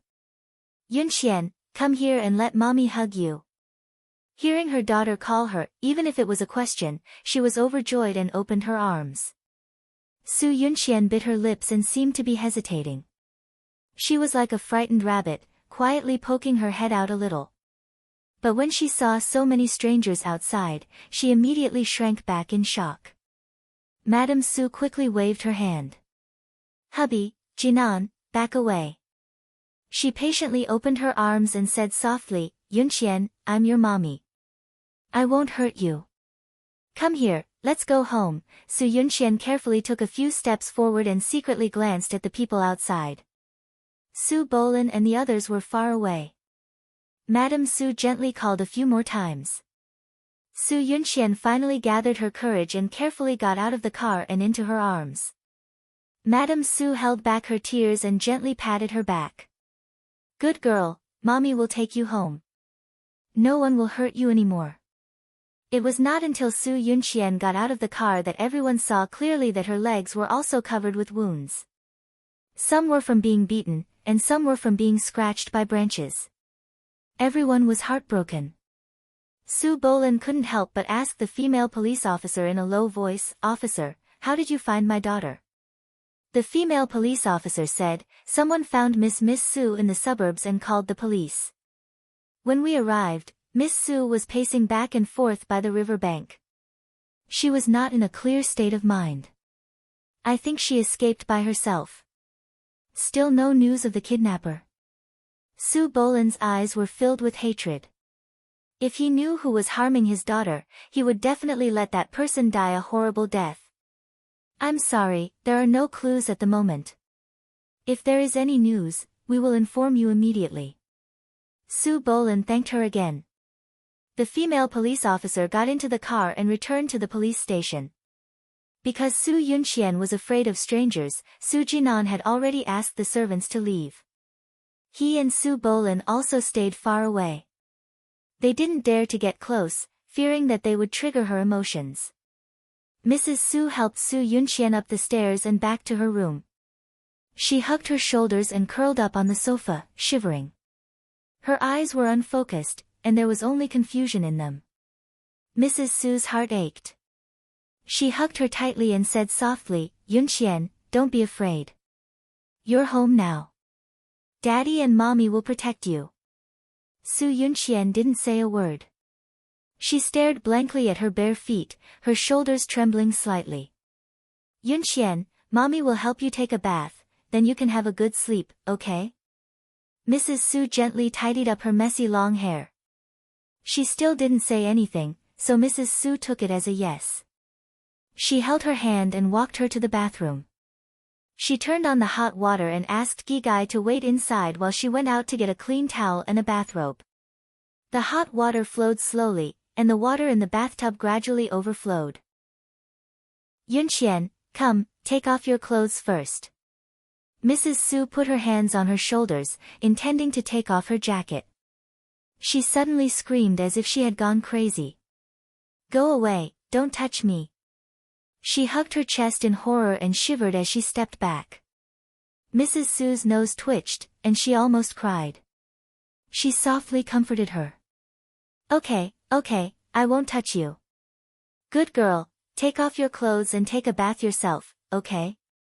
The rape incident must have left a shadow in her heart, so she didn't allow others to take off her clothes. She shrunk and carefully leaned against the bathtub, glancing at Mrs. Su from time to time. Her eyes were full of vigilance.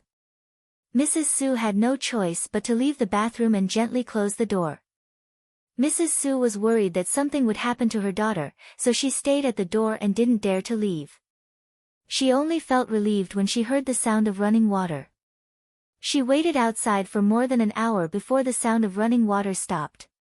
After another 10 minutes, Su Yunqian still hadn't come out. Mrs. Su panicked and knocked on the door, calling her daughter's name softly, but she didn't hear any response.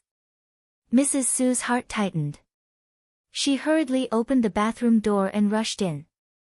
She found her daughter wrapped in a bathrobe carelessly with her arms around her shoulders. She was barefooted and curled into a ball in the corner. "Yunqian, good girl, go out with Mommy." Mrs. Su tentatively held her wrist. Seeing that she didn't resist, she helped her up from the ground. After returning to the bedroom, her hair was still dripping. Mrs. Su took a towel and dried her hair with a hairdryer. Mrs. Su wanted to apply medicine for her wounds, but she silently protested, unwilling to let Mrs. Su touch her. Mrs. Su could only put the medicine in front of her and let her apply it herself. In front of her mother, Su Yunxian didn't want to apply medicine. She walked straight to the bed and crawled under the quilt, covering herself tightly. She didn't look safe at all. Coming out of her daughter's room, Mrs. Su was physically and mentally exhausted. She walked to the living room with heavy steps. Su Bolin and Su Jin were both there. Su Bolin asked, "How is Yunxian?" Mrs. Su held her forehead with one hand. "She seems to be badly frightened. Even when I touched her, she rejected and screamed." Su Jin frowned. "Dad, Mom, I think it's better to ask a doctor to check on Yunxian."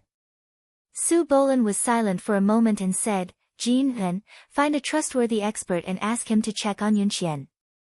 Mrs. Su thought for a moment and said, "Should we inform the Bailey that Yunxian is back?" Su Jin's face darkened. He said coldly, "Will they still care about Yunxian's life?" Su Bolin's face didn't look good either. He said lightly, "You can't say that. We still have to be polite. Huilan, call the old madam and tell her." "Okay."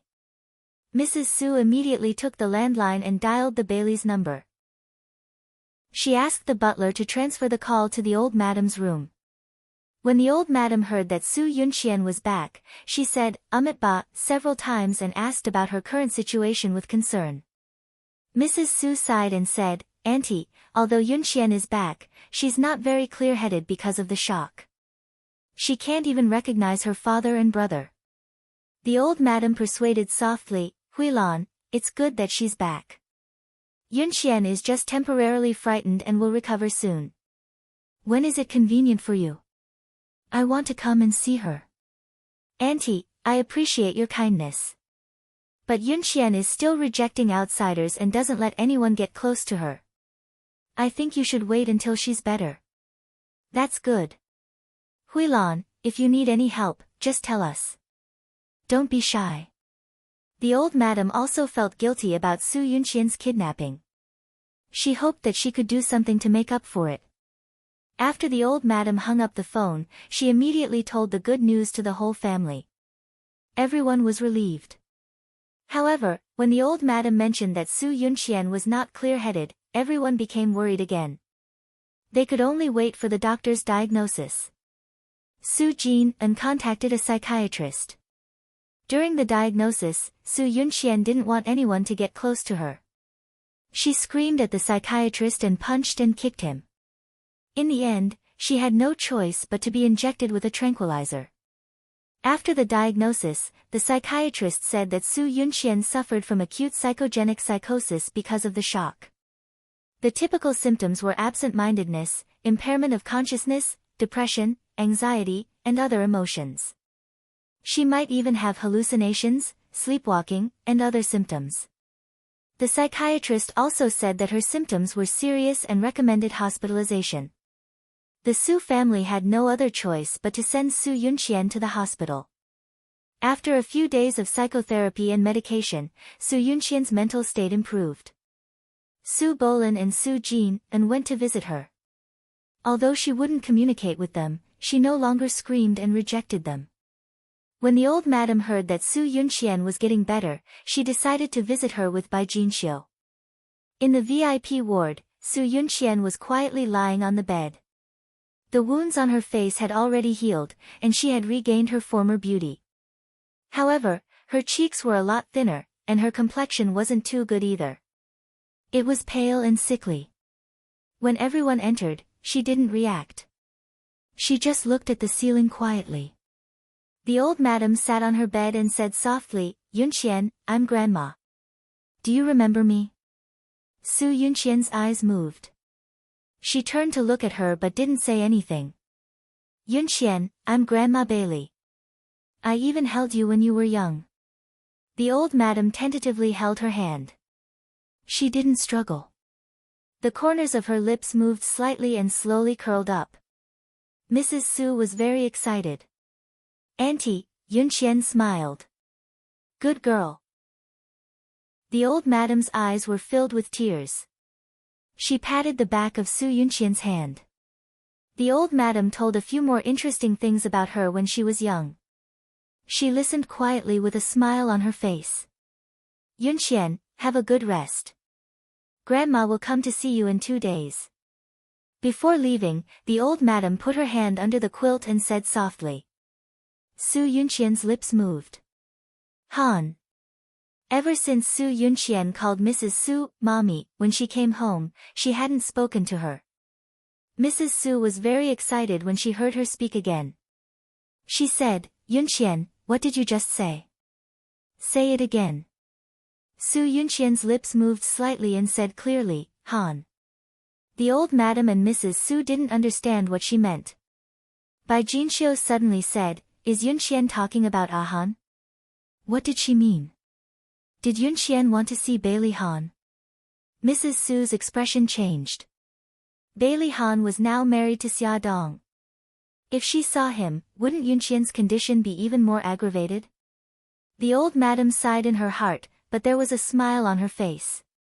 She said softly, Yunqian, do you want to see Han? Su Yunqian nodded slightly.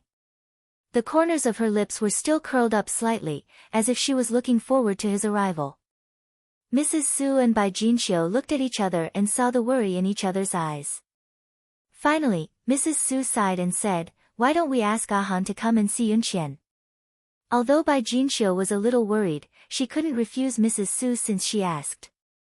Add. Xinwu 799.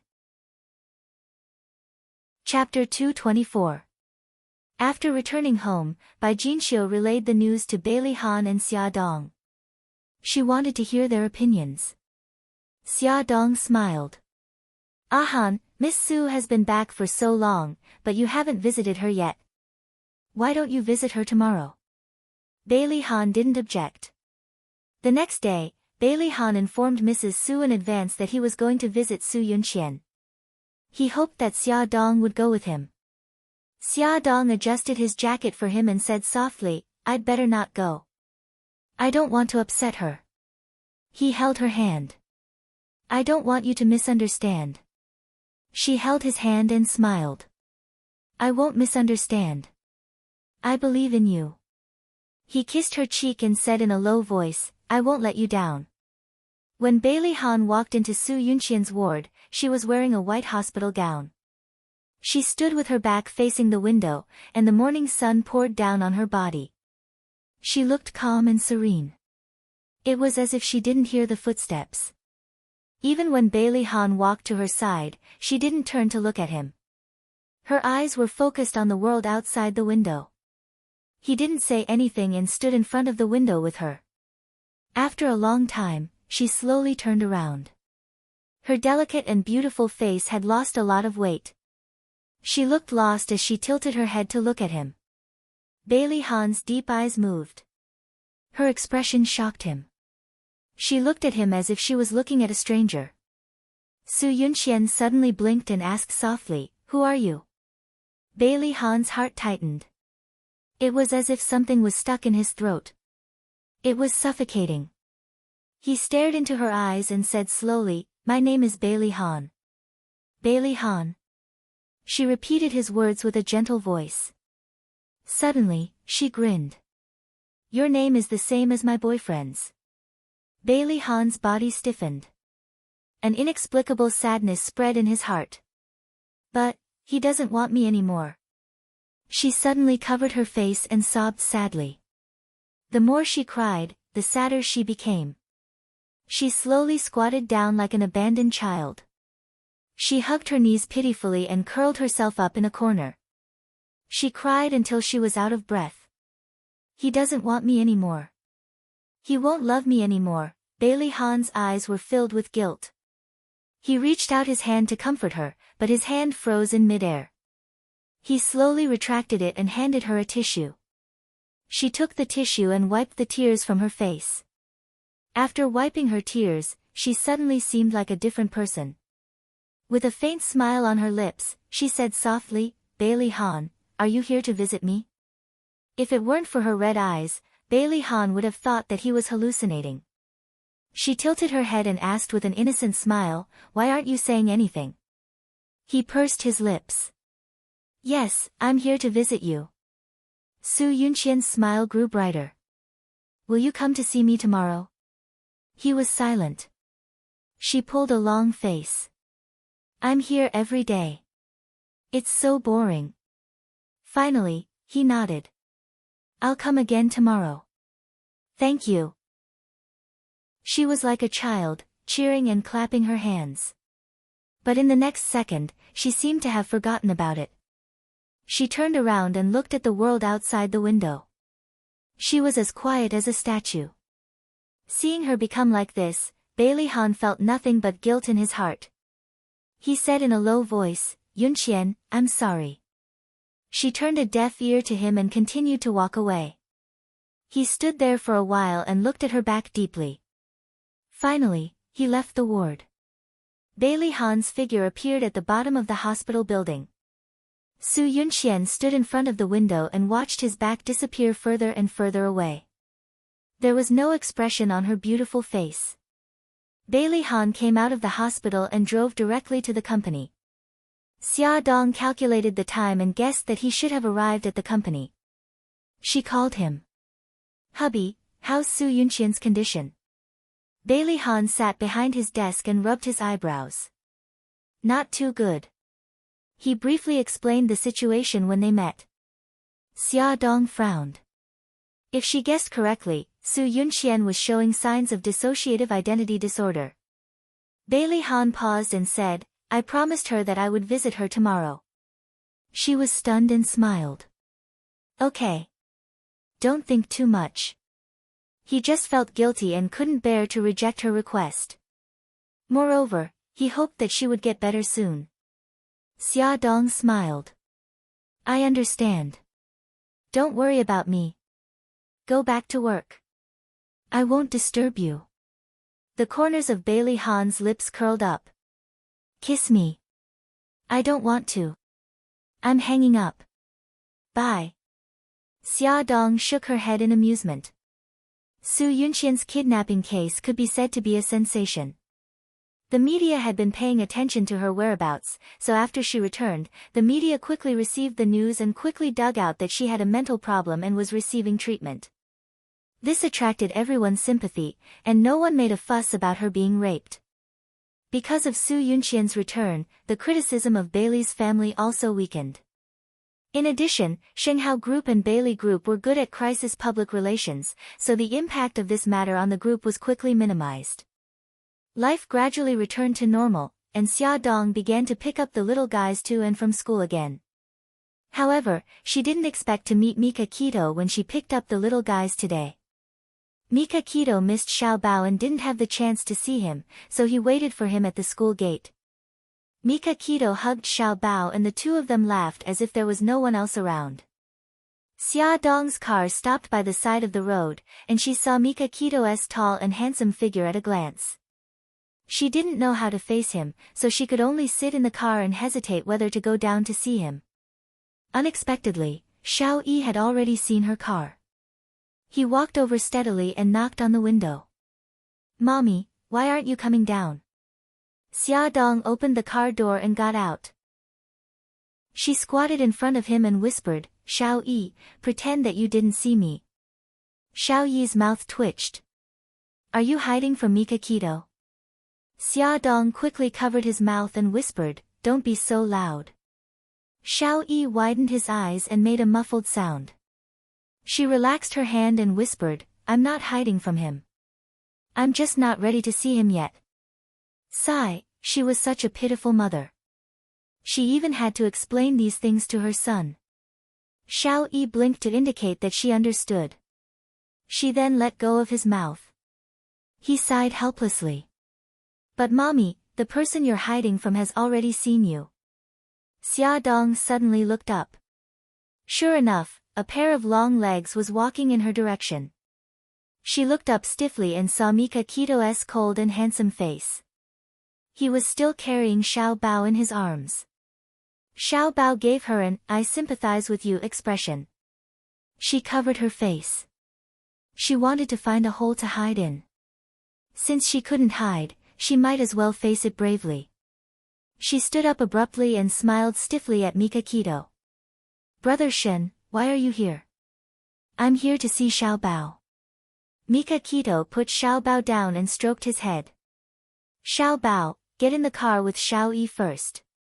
Oh, okay. Xiao Bao patted Xiao Yi's shoulder. Xiao Yi, let's get in the car first.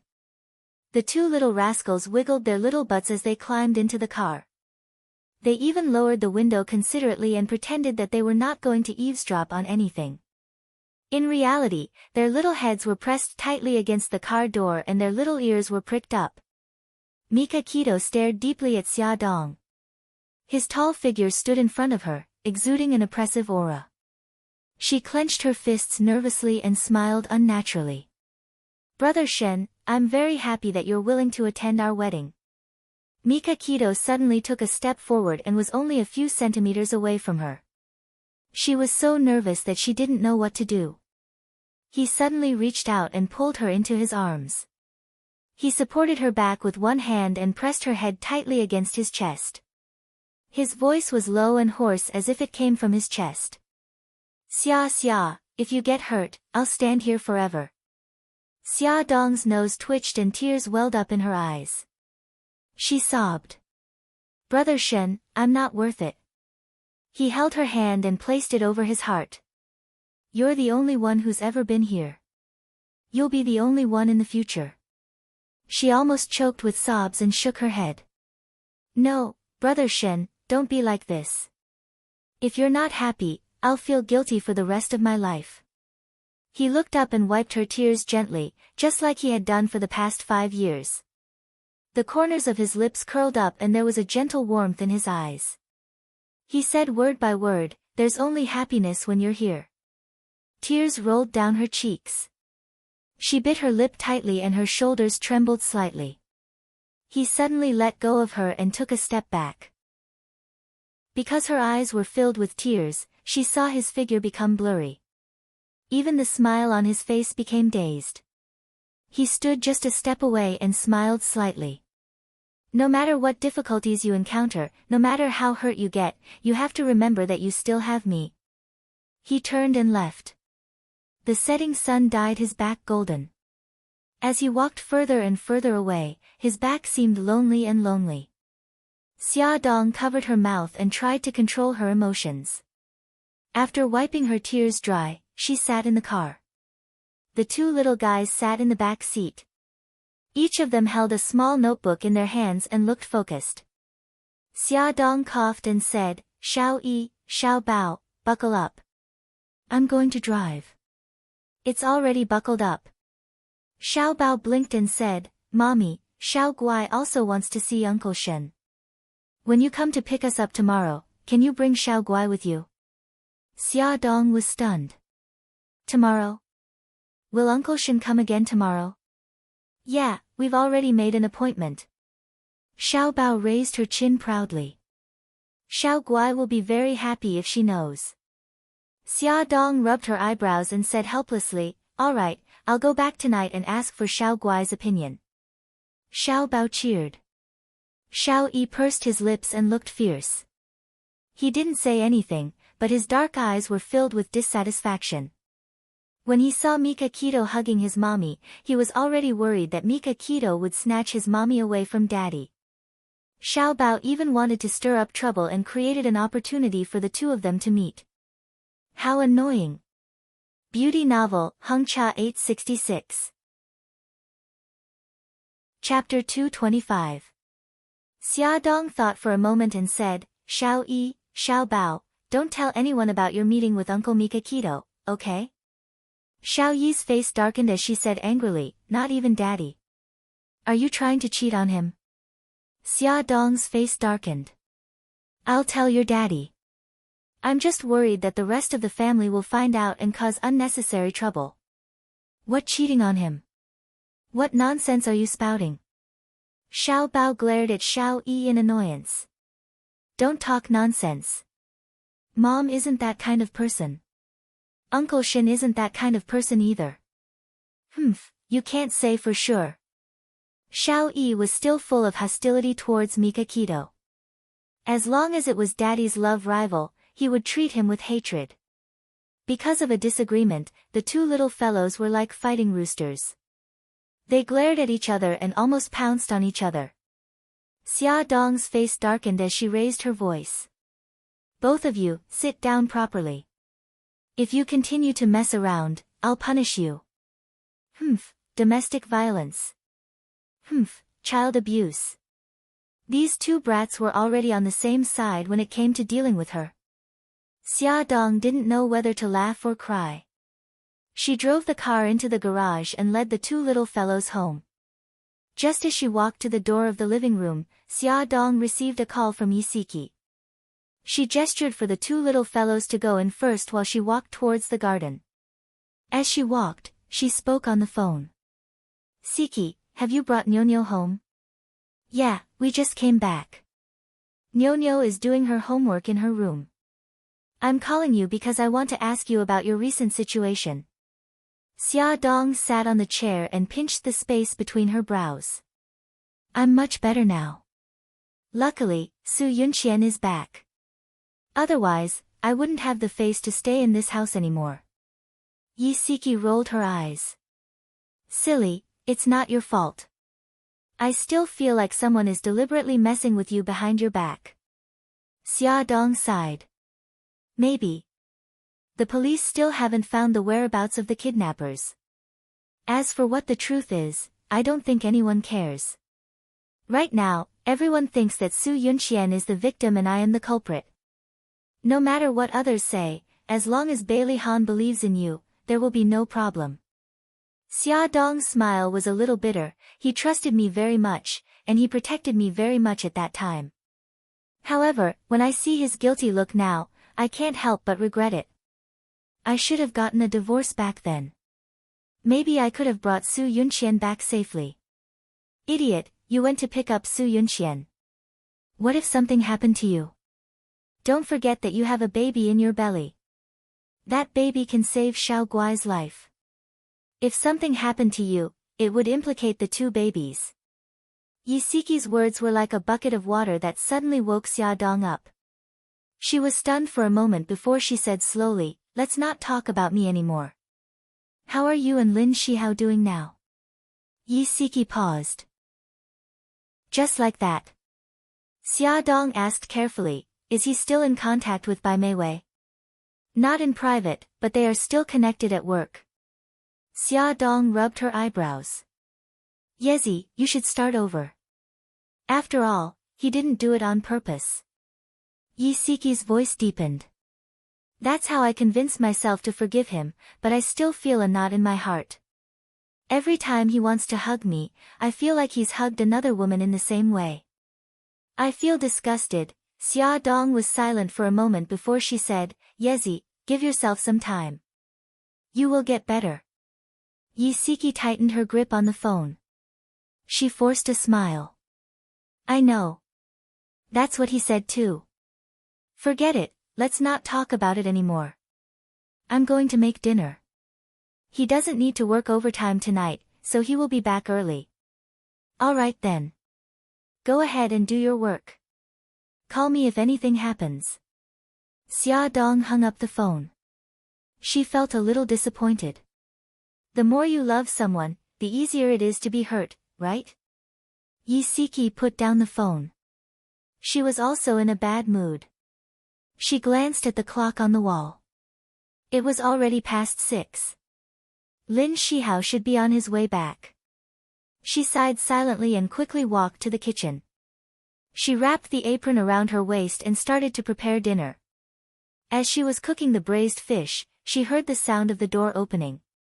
She smiled and called out to him as usual. Hubby, you're back. Lin Shihao acknowledged her and quickly walked to the kitchen door. He suddenly took out his right hand from behind his back.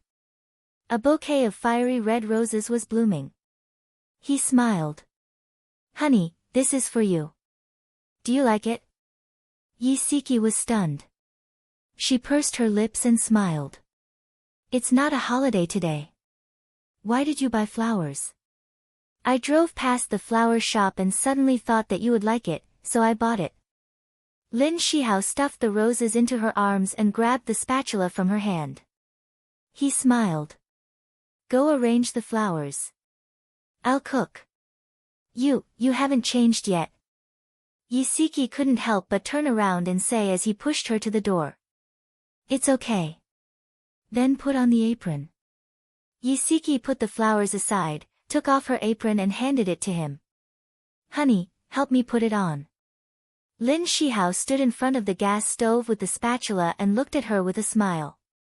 She walked behind him and reached her hands to his waist.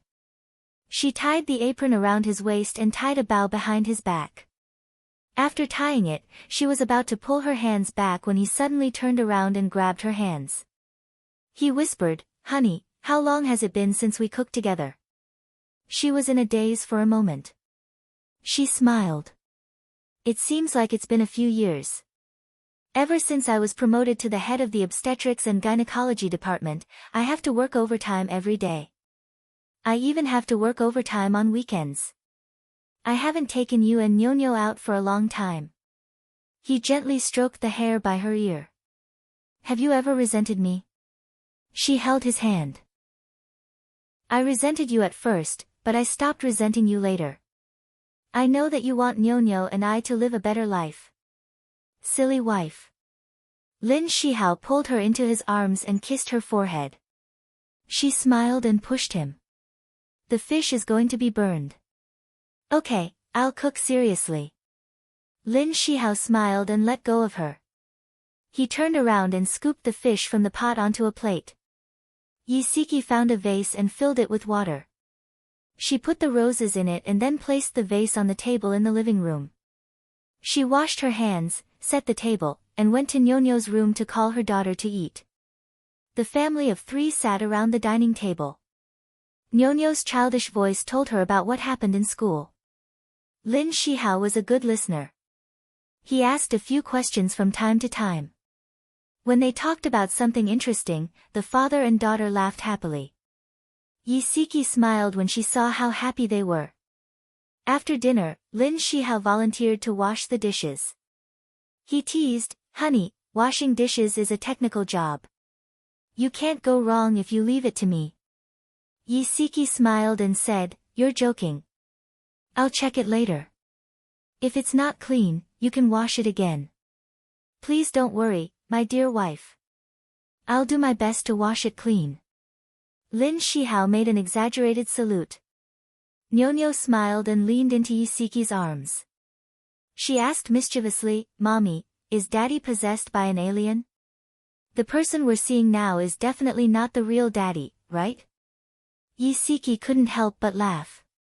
She rubbed her daughter's hair. Your daddy suddenly became kind, you two can laugh at me as much as you want. I'll just stay with those bowls and chopsticks. Lin Shihao shook his head and smiled. His eyes were full of love and gentleness. The mother and daughter laughed together. Lin Shihao was busy in the kitchen. His handsome figure appeared even more charming under the soft light. Yisiki looked at him. She knew that he had been working hard these days. He was working hard to make up for his past shortcomings. He was really determined to start over.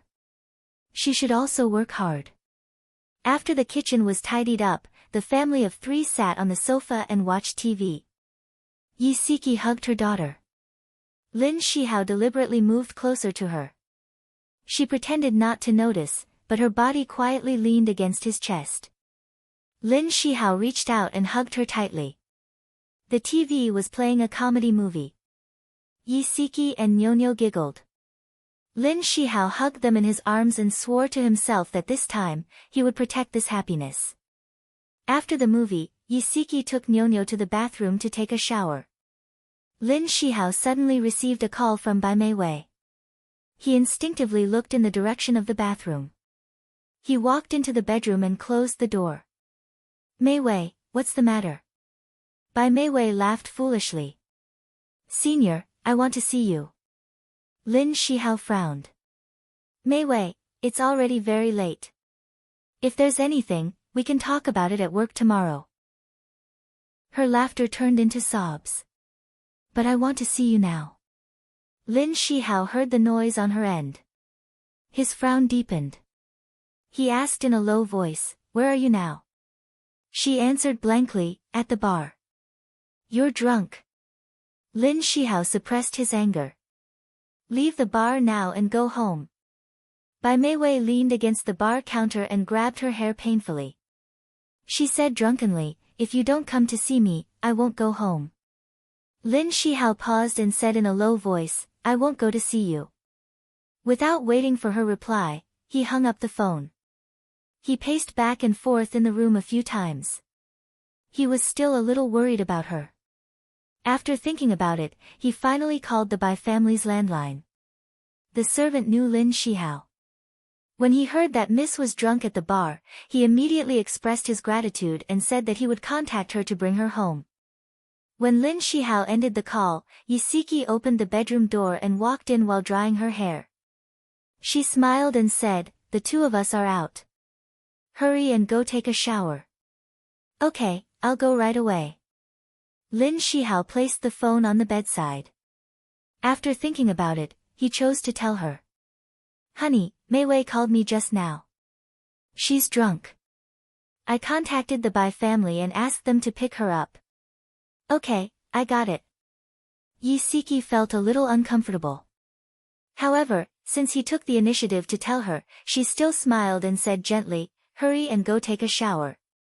After Lin Shihao went to the bathroom to take a shower, Yisiki sat on the bed in a daze for a while. Finally, she sighed deeply. What was wrong with her? Since she had decided to work hard to redeem herself, she should be more relaxed. Shihao also told her everything. This was a good sign. Attention, Xinwu 799. Chapter 226. Su Yunqian's schizophrenia symptoms became more serious. Every time Bailey Han visited her, she was very happy at first, but suddenly she asked him indifferently, "Who is he?" When she heard him say his name, she started crying again. She kept saying that he had abandoned her and that she wasn't good enough for him. After repeating this several times, Bailey Han didn't dare to say his name, fearing that it would irritate her. However, she didn't give up and drove him out of the ward without getting an answer. The Su family was very puzzled and asked the doctor, "Doctor, Yunqian's condition had improved before. Why did it suddenly worsen?" The doctor said that the patient might have suffered too much psychological damage in the past. During the treatment, she remembered some bad memories. Those injuries were beyond her mental endurance, so she removed those painful memories or consciousness activities from the entire mental plane to protect herself. However, because of this, she lost her integrity. To put it simply, Su Yunqian had already suffered from schizophrenia. She could have two or more different personalities at the same time. The doctor said that Su Yunqian's condition was mainly caused by harmful stimulation. She needed psychological treatment. The family members should create a relaxed and warm environment for her and not stimulate her emotions. The Su family trembled with fear. They didn't expect their daughter's condition to be so serious. Bailey Han, who accompanied them, also became very depressed after hearing the doctor's words. The next day, Bailey Han came to the hospital to visit Su Yunqian as promised. He knocked on the door of the ward, but didn't hear any response. He thought that the nurse was not inside now. He turned the doorknob, opened the door and walked in. The ward was empty, and there was no one in the bed. Bailey Han walked quickly to the bathroom and knocked on the door. "Yunqian, are you inside?" No one responded. He frowned and turned the doorknob. The door was locked from the inside. Suddenly, he heard the sound of something falling to the ground. A bad premonition immediately rose from his heart. He knocked hard on the door. "Yunqian, what are you doing inside? Open the door." It was dead silent inside. Feeling even more uneasy, Bailey Han made up his mind. He lifted his foot and kicked the door with all his might, making a loud noise. He kicked the door twice more, and with a bang, the door finally opened. Seeing the scene in front of him, his heart tightened. Su Yunxian was wearing a white bathrobe and lying in the bathtub. Her wrist had been cut, and blood was dripping from her fingers into the bathtub, dyeing the water red. Su Yunxian had fainted due to the loss of blood. A small knife fell on the floor, still stained with blood. His heart almost jumped out of his chest. He hurriedly picked her up from the bathtub and put her back on the bed. He pressed the emergency button on the bedside. The doctors and nurses quickly rushed over. Fortunately, the wound was not very deep and the bleeding stopped very quickly. The doctor criticized the Su family members and the nurses who had rushed over after hearing the news. The patient is unconscious. How could you leave such a dangerous thing in her ward? Because Su Yunxian was mentally ill and emotionally unstable, she could commit suicide or hurt others. Therefore, sharp weapons such as fruit knives were strictly prohibited in her room. Everyone knew this, and they were very careful not to bring any knives or other weapons in. Who brought in the small knife she used to cut her wrist? Everyone looked at each other and shook their heads. In the end, they unanimously guessed that Su Yunxian might have secretly brought it in before she was hospitalized. Thinking of this, everyone broke out in a cold sweat. If they hadn't discovered it in time, it was hard to say what would have happened. Su Yunxian's face was pale and bloodless. Even though she was unconscious, her brows were tightly knitted. Mrs. Su held back her tears. With the help of the nurses, they helped her change out of her wet clothes and changed the wet sheets and quilt. "Ahan, go to the company first. Your aunt and I will take care of her." Outside the corridor, Su Bolin looked serious. Bailey Han nodded. "I'll come to see her after work. Uncle, call me if you need anything." On the way to the company, Bailey Han's face was dark. His hands tightly held the steering wheel. His heart was still shocked and pained by the scene of Su Yunxian's suicide. Xia Dong knew that Bailey Han had been working hard recently. He had been running between the hospital and the company. Every time he came back from the hospital, he would be especially quiet. Although he didn't say anything in front of his family, she knew that he was under a lot of pressure. Xia Dong specially made ginseng chicken soup and made his favorite dishes. She prepared a lunchbox and drove to his company at lunchtime. She carried the lunchbox upstairs. The old employees all knew her and greeted her politely. She was still a little uncomfortable. This was the first time she came to the company to look for him after getting married. Linda stood up with a smile. "Madam, the president is still in a meeting. The meeting will be over in about 10 minutes. Do you want me to inform the president?" Xia Dong smiled politely. "No need. I'll go to his office and wait for a while. When he finishes the meeting, don't tell him that I'm here." Linda made an "okay" gesture and smiled. "Understood." Xia Dong said, "Thank you." When Bailey Han walked into the office, Xia Dong had already placed the dishes on the coffee table. The milky white chicken soup was fragrant, and the green vegetables were stir-fried with mushrooms. It was very appetizing just by looking at it. "Honey, why are you here?" Bailey Han's lips curved and his eyes were filled with surprise. Xia Dong walked forward and helped him loosen his tie. She smiled and said, "I saw that you've been too busy recently and was worried that you didn't eat properly, so I prepared a lunchbox. It's a love lunchbox." His slender fingers scratched her perky nose. She smiled. "If you say so." She hugged his arm and pulled him to the table. She stuffed a pair of chopsticks into his hands. "Hurry up and eat. It's going to get cold. Eat with me. It's boring to eat alone."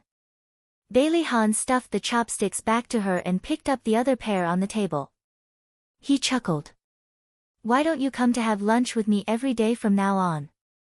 Xia Dong thought about the expressions of the employees when they saw her and couldn't help but shiver.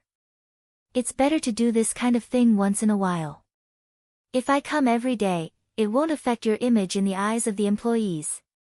Bailey Han drank a mouthful of the delicious chicken soup and looked slightly wronged. "What if I like the dishes you cook?" She rolled her eyes and smiled mischievously. Then wait for me to cook for you tonight. But I want to eat lunch too. His eyes were filled with smiles as he stared into her eyes. She pinched his high nose and smiled. Then there's no other way. Naughty. He ruffled her hair. She rolled her eyes and said, how about this? After I'm done cooking, I'll send it to the front desk downstairs and you can ask Linda to bring it up for you. Silly, I'm just teasing you. I can't bear to let my wife cook every day. He smiled gently. After the meal, Xia Dong took out the fruit salad from the lunchbox. She picked up a piece of fruit with a fork and brought it to his lips. He smiled and opened his mouth to take the fruit. Suddenly, he saw her frowning and covering her stomach with her left hand. He quickly swallowed the fruit and asked anxiously, what's wrong? Does your stomach hurt? She relaxed her brows and smiled. It's nothing. The baby just moved a little. Only then did Bailey Han's anxious heart relax. Pleasantly surprised, he placed his palm on her abdomen. It was a pity that he didn't feel anything. However, this didn't hinder his excitement as he said gently, baby, I'm daddy. Xia Dong was amused. The baby can't hear you yet. He can hear you. Bailey Han simply squatted in front of her and gently pressed his face against her abdomen. He said gently, baby, I'm daddy. If you hear my voice, kick me with your little feet. The baby still didn't move. Bailey Han was a little disappointed. Although he was already a father of 3 children, this was the first time he had accompanied his pregnant wife and experienced the process from pregnancy to childbirth.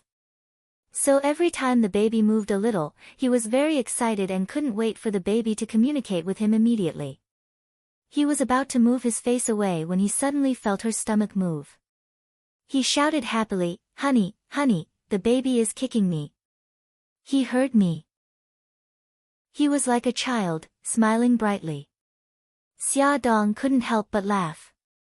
Yes, the baby must have heard you. Bailey Han gently stroked her stomach.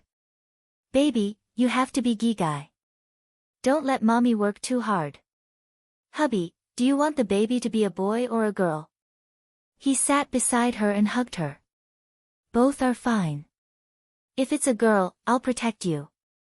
If it's a boy, I'll protect you with him. He kissed her cheek and added, also, Xiao Yi and Xiao Bao can protect the 3 of you together. She leaned comfortably in his arms. The 2 people who knew each other and loved each other, even if they leaned together quietly, without saying or doing anything, time passed so quickly. Before they knew it, an hour had passed. Xia Dong pushed his arm and said gently, hubby, it's time for you to work. I'll go back first. He kissed her lips like a shameless child and sighed unhappily. I really don't want you to leave. She smiled. That doesn't sound like something you would say. Okay, Gigai, be good. I'll cook something good for you when we get home tonight. She kissed his cheek.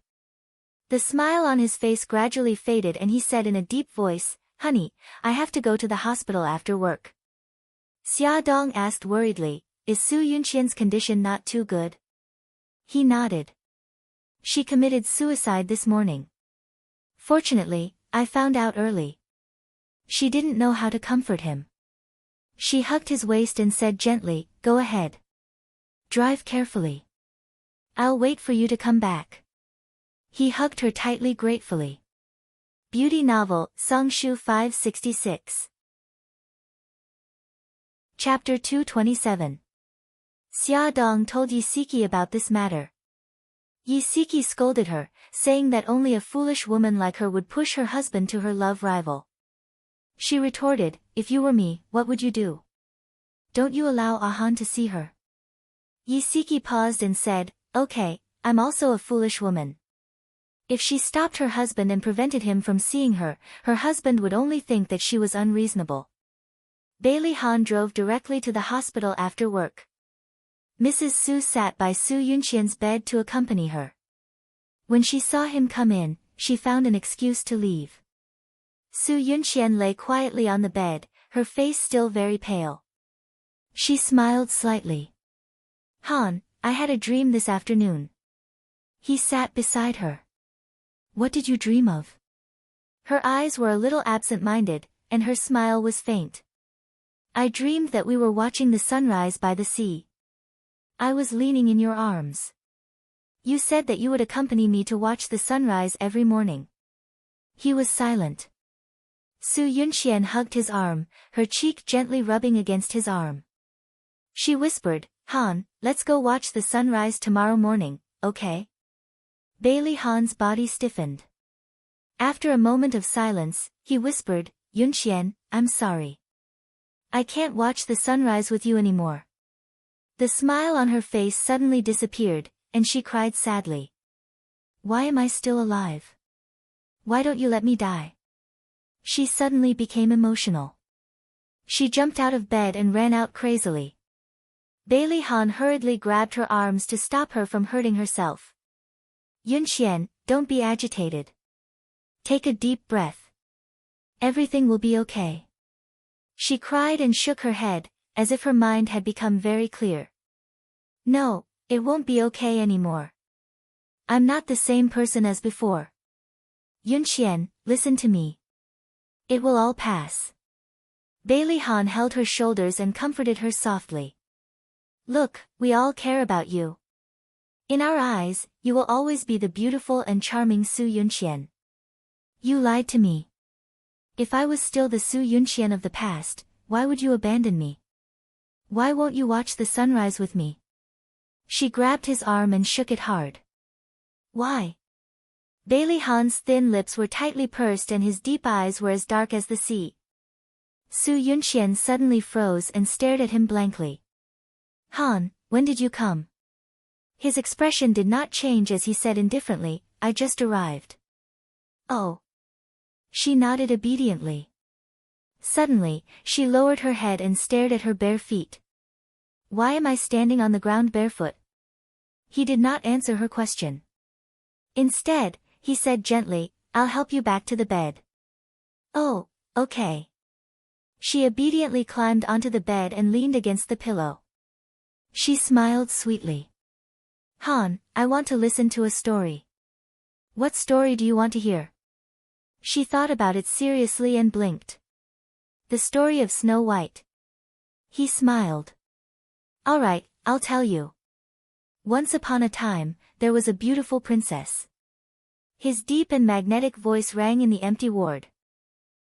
After the story was told, she widened her eyes and asked curiously, why did the Empress want to kill Snow White? He explained, because Snow White was more beautiful than the Empress. If Snow White was killed, she would be the most beautiful person in the world. She nodded in understanding. The Empress is so silly. He glanced at his watch. Are you sleepy now? Do you want to sleep? I want to hear another story. What do you want to hear? The story of Cinderella. All right. Bailey Han began to feel lucky. In order to be a good father, he had deliberately read a lot of fairy tales. It was already past 8 and Bailey Han had not returned.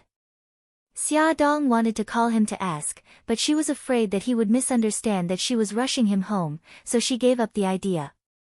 Thus, she sat in the living room and waited for him. After telling the story of Cinderella, Bailey Han told another story. Su Yunxian finally slowly closed her eyes and fell asleep. He sat beside her and made sure that she was sound asleep before he got up. Just as he walked to the door, he suddenly heard her scream in horror. Go away, don't touch me. Go away. Bailey Han's heart ached. He turned around and saw that she had actually turned over and sat up. Her eyes were still tightly shut, but the horror on her face was unmistakable. She waved her hands wildly in the air. Go away, go away. He clenched his fists, turned around, and walked quickly to her side. He held her shoulders and said gently, Yunxian, don't be afraid. No one will hurt you. Sob sob. It's so scary. She suddenly hugged his waist and sobbed. Bailey Han's body stiffened. He stretched out his hands to push her away, but in the end, he controlled himself. He patted her back gently with his right hand and said softly, "It's okay, it's okay." She cried for a while and finally calmed down. He looked down at her. Her eyes were still tightly shut and her cheeks were stained with tears. He pulled out a tissue and gently wiped the tears on her face. He held her shoulders and wanted to put her back on the bed, but her hands were tightly wrapped around his waist. He gently held her hands and slowly pried them away. Then, he helped her lie back on the bed and covered her with the quilt. Bailey Han walked out of the ward. Mrs. Su stood up from the chair and said, "Han, sorry to trouble you." "Auntie, you're welcome. You should go back. It's late. You should go back early too." "Okay, I'll go in and take a look. Then I'll leave." Bailey Han said, "Do you need me to drive you home?" Mrs. Su smiled. "No, it's okay. I drove here myself." It was already 9 o'clock when Bailey Han returned to the old mansion.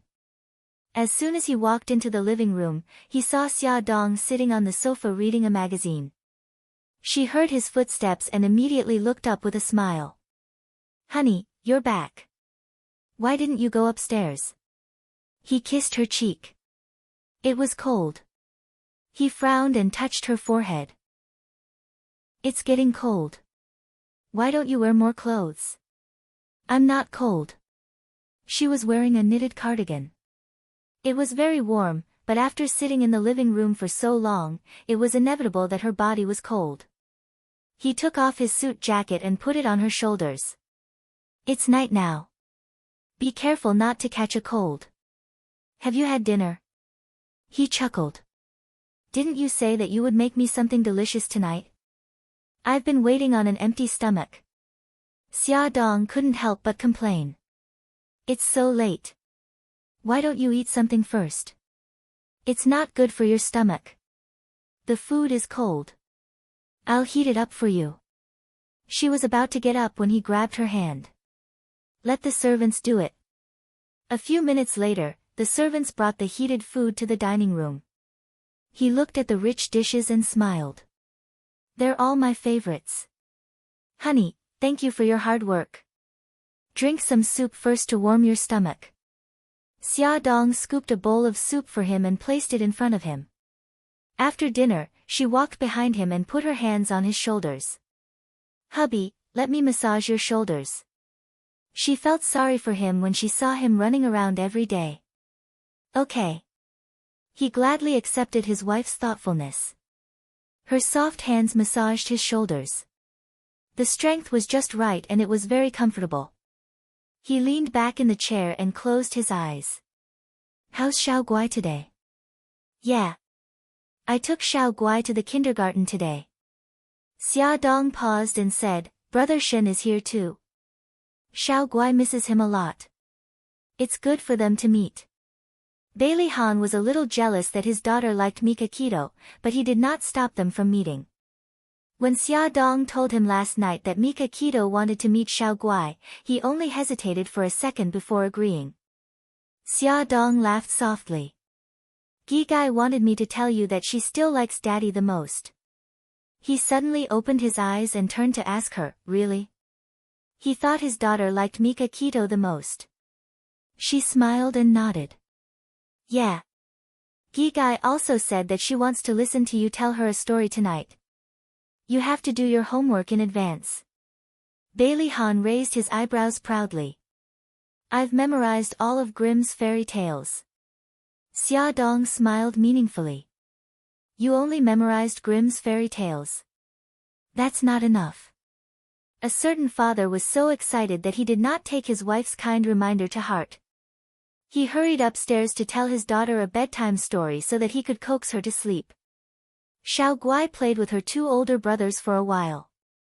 When she heard that Daddy was back and wanted to tell a story, Xiao Bao and Xiao Yi also came over to join in the fun. The three little guys lay side by side on the bed, blinking their three pairs of similar big eyes as they stared seriously at Bailey Han. Faced with three pairs of pure black eyes, Bailey Han actually felt guilty. He coughed and said, "What story do you want to hear?" Xiao Bao puffed up her cheeks. I want to hear a fairy tale. Something like the 7 fairies or the legend of the white snake will do. Xiao Yi's long eyelashes fluttered. I want to hear a historical story. Something like the Chronicles of the Grand Historian or the Romance of the 3 Kingdoms will do. Xiao Guai blinked. I want to hear a story from the Arabian Nights. Last time, Mommy told me the story of Aladdin and the magic lamp. Mommy said that the next story would be the story of Sinbad the Navigator.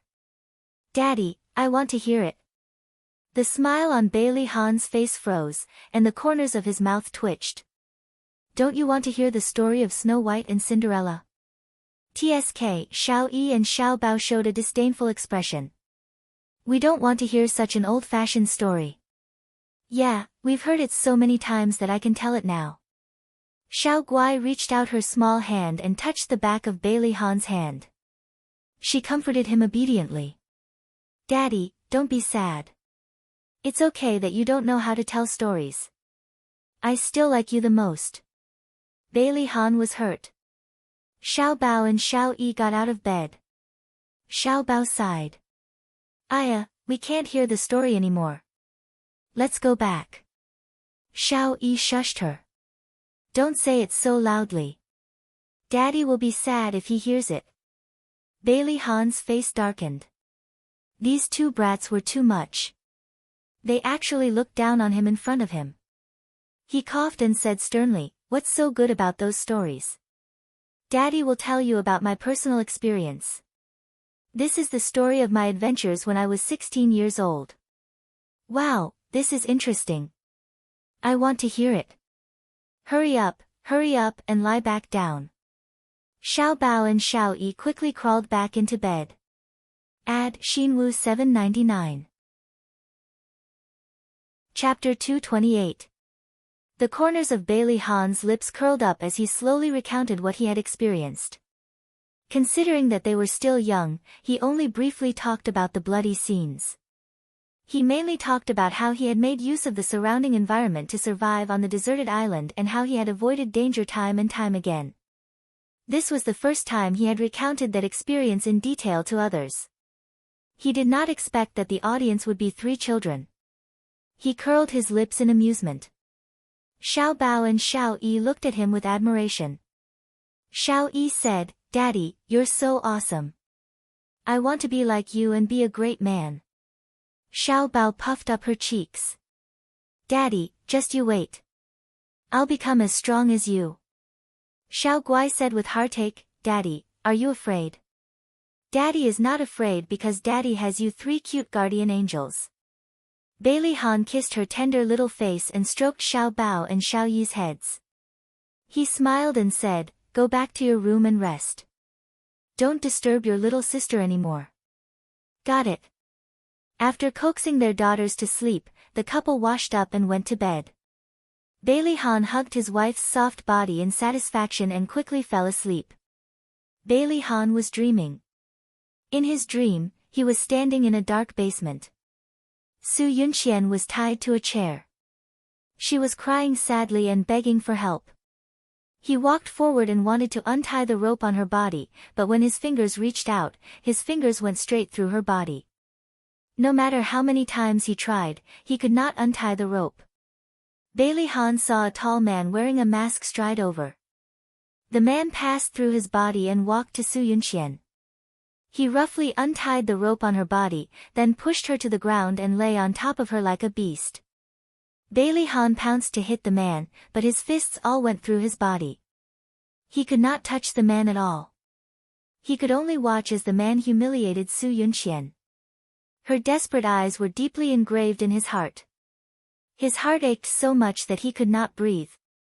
He roared in pain. Suddenly, the scene changed. He was suddenly standing in the bathroom of the hospital. Su Yunxian was lying in the snow-white bathtub. The bathtub was full of blood. The wound on her wrist was still bleeding. She stared at him with a pair of big eyes and resentment. It's all your fault. It's all your fault. You're the one who killed me. No, Bailey Han sat up abruptly. His forehead was full of sweat. His heart was beating wildly in his chest, as if it was about to burst out. His head suddenly hurt. He held his head and breathed in pain. The pain lasted for a few minutes and gradually dissipated. His originally deep eyes became empty and lifeless. He lifted the quilt expressionlessly and got out of bed. His eyes did not look at the person beside him. As usual, he went into the bathroom to wash up and change his clothes. Then, he took the car keys and went out. Bang! The sound of the door closing woke Xiaodong up. She opened her eyes and felt that something was wrong. She touched the spot beside her and sat up abruptly. Bailey Han was gone. That loud sound just now, was it the sound of him closing the door and leaving? She glanced at the bedside clock. It was only 4 o'clock. Why did he get up so early? Moreover, after he got up in the past, his movements were very light. He would not wake her up at all. He was so abnormal today. Did something happen? Xiaodong's heart was full of questions. She did not continue to sleep. She hurriedly changed her clothes, grabbed her phone and car keys, and hurried downstairs. When she ran out of the door, Bailey Han's car had already slowly driven out of the garage. When the car passed by her, she called his name. He acted as if he did not hear her. His car window was open. At such a close distance, it was impossible for him not to hear her. Xiaodong's heart was faintly uneasy. She hurriedly ran into the garage and drove her car, following behind Bailey Han. There was about a few hundred meters between the two cars. Fortunately, there were fewer cars on the road in the early morning. She slightly sped up, and the distance between the two cars continued to shrink. Xiaodong stopped by the roadside and watched his car park in the hospital's parking lot. After he got out of the car, she also parked her car. Before she could chase after him and ask him, he had already strode into the hospital's lobby and quickly walked into the elevator. She knew that Su Yunqian was staying in this hospital, but she did not know which ward Su Yunqian was staying in. When she found the ward number from the nurse on duty and found the ward, the door was not locked. She opened a gap and a faint light poured out from inside the room. Xiaodong pushed the door open stiffly. The gap widened, and she could clearly see Su Yunqian leaning in Bailey Han's arms. Then, she heard Bailey Han's voice. "It's cold by the sea. Bring a thick coat." Okay. I'll listen to you." Su Yunqian's voice was gentle. Xiaodong's heart tightened, and her hands clenched into fists. Clear footsteps could be heard. She quickly hid in the door of another ward. Bailey Han held Su Yunqian's waist, and the two of them slowly walked to the elevator. Their silhouettes gradually disappeared into the elevator. Xiaodong suddenly felt as if her legs were filled with lead. Every step was very difficult. However, no matter how difficult it was, she could not help but want to follow them and see what they would do. There were more and more cars on the road. Xiaodong followed Bailey Han's car unhurriedly. Bailey Han parked the car by the sea. Su Yunqian held his arm. The two of them walked on the plank road and leaned against the railing. Xiaodong looked out of the car window and saw their backs leaning against each other. Tears slowly flowed out of her eyes. Su Yunqian leaned in Bailey Han's arms and pointed to the place where the sea met the sky. She smiled innocently. "Han, look. The sun is climbing up the sea. It's so beautiful." Bailey Han hugged her shoulders tightly and smiled gently. It's very beautiful." At the place where the sky met the sea, the red sun slowly climbed up. The red clouds slowly filled the dark blue sky and gradually glowed. The bright rays reflected on the sea and complemented each other. It was a spectacular sight. Facing such a beautiful scene, Xiaodong did not feel any joy in her heart. She was full of sadness, and her face was wet with tears. The sun had completely jumped out of the sea, and the brilliant golden color dyed half the sky red. "Han, come and watch the sunrise with me in the future, okay?" Su Yunqian looked up at his handsome side profile. Bailey Han lowered his eyes and looked at her beautiful face. His lips were brimming with a smile. All right, whenever you want to see it, I'll accompany you. You're so good to me. Su Yunxian raised her head and kissed him on the chin. She smiled as brightly as a child.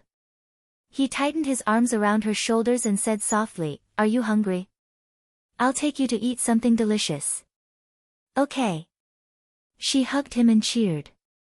"I'm so happy. Let's go." He ruffled her hair and walked back with her in his arms. They did not return to the car. Instead, they walked to a shop by the sea. The shop was not big and was elegantly decorated. It specialized in selling breakfast. Many people who went to the sea to watch the sunrise enjoyed a delicious breakfast here. The table by the window also had a beautiful view of the sea. Bailey Han and the others were lucky. There was a table near the window left. He handed her the menu. "What do you want to eat?" She pointed at the menu happily. "This, I want to eat seafood casserole porridge. I also want to eat fragrant soup dumplings and shumai." "Okay." Bailey Han returned the menu to the waiter and said the names of the dishes. After about 10 minutes, the waiter brought up the food they ordered. The seafood porridge had just been cooked. It was boiling hot and the aroma was overflowing. She puffed up her cheeks and frowned. "It's so hot." "Don't worry. Wait for the porridge to cool down. Eat the shumai first." Bailey Han picked up a shumai with his chopsticks and placed it on her plate. Then, he scooped out a small bowl of porridge from the casserole and stirred it gently with a spoon. Su Yunxian blew on the shumai and then carefully took a bite. Her eyes immediately widened. "It's delicious." Bailey Han chuckled. "Eat slowly. Don't burn yourself." He did not stop stirring the porridge in the bowl. After she finished a shumai and a soup dumpling, he placed the small bowl in front of her. "It's not hot anymore. You can eat now." She smiled brightly. "Thank you." She ate without caring about her image. She was very different from the ladylike her in the past. Perhaps the dominant personality now was the pure and cheerful personality. Her cheeks were stained with oil. Bailey Han could not help but chuckle. He pulled out a tissue and reached out to wipe her face. She smiled embarrassedly.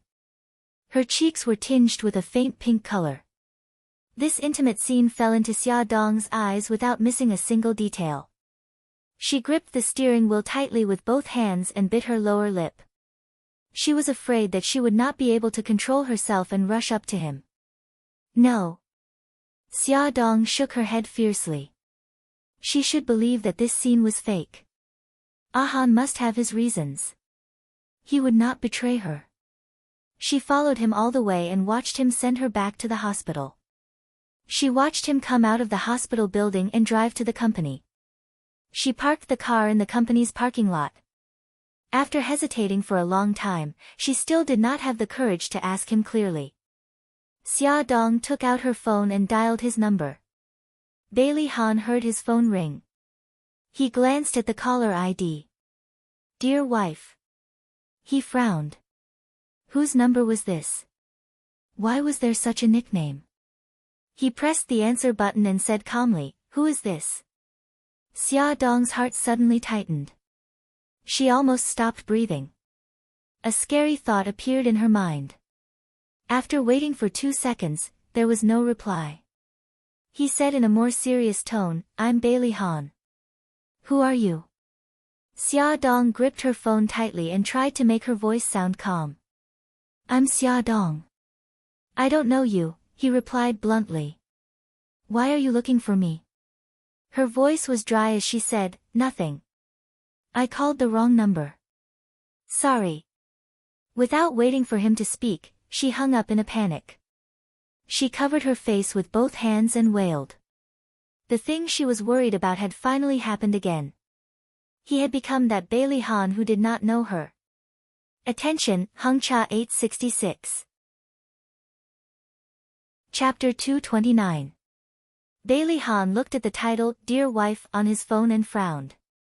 Just then, Linda came in to deliver some documents. He looked up and asked, Linda, I'm married. Linda was shocked. President, did I do something wrong?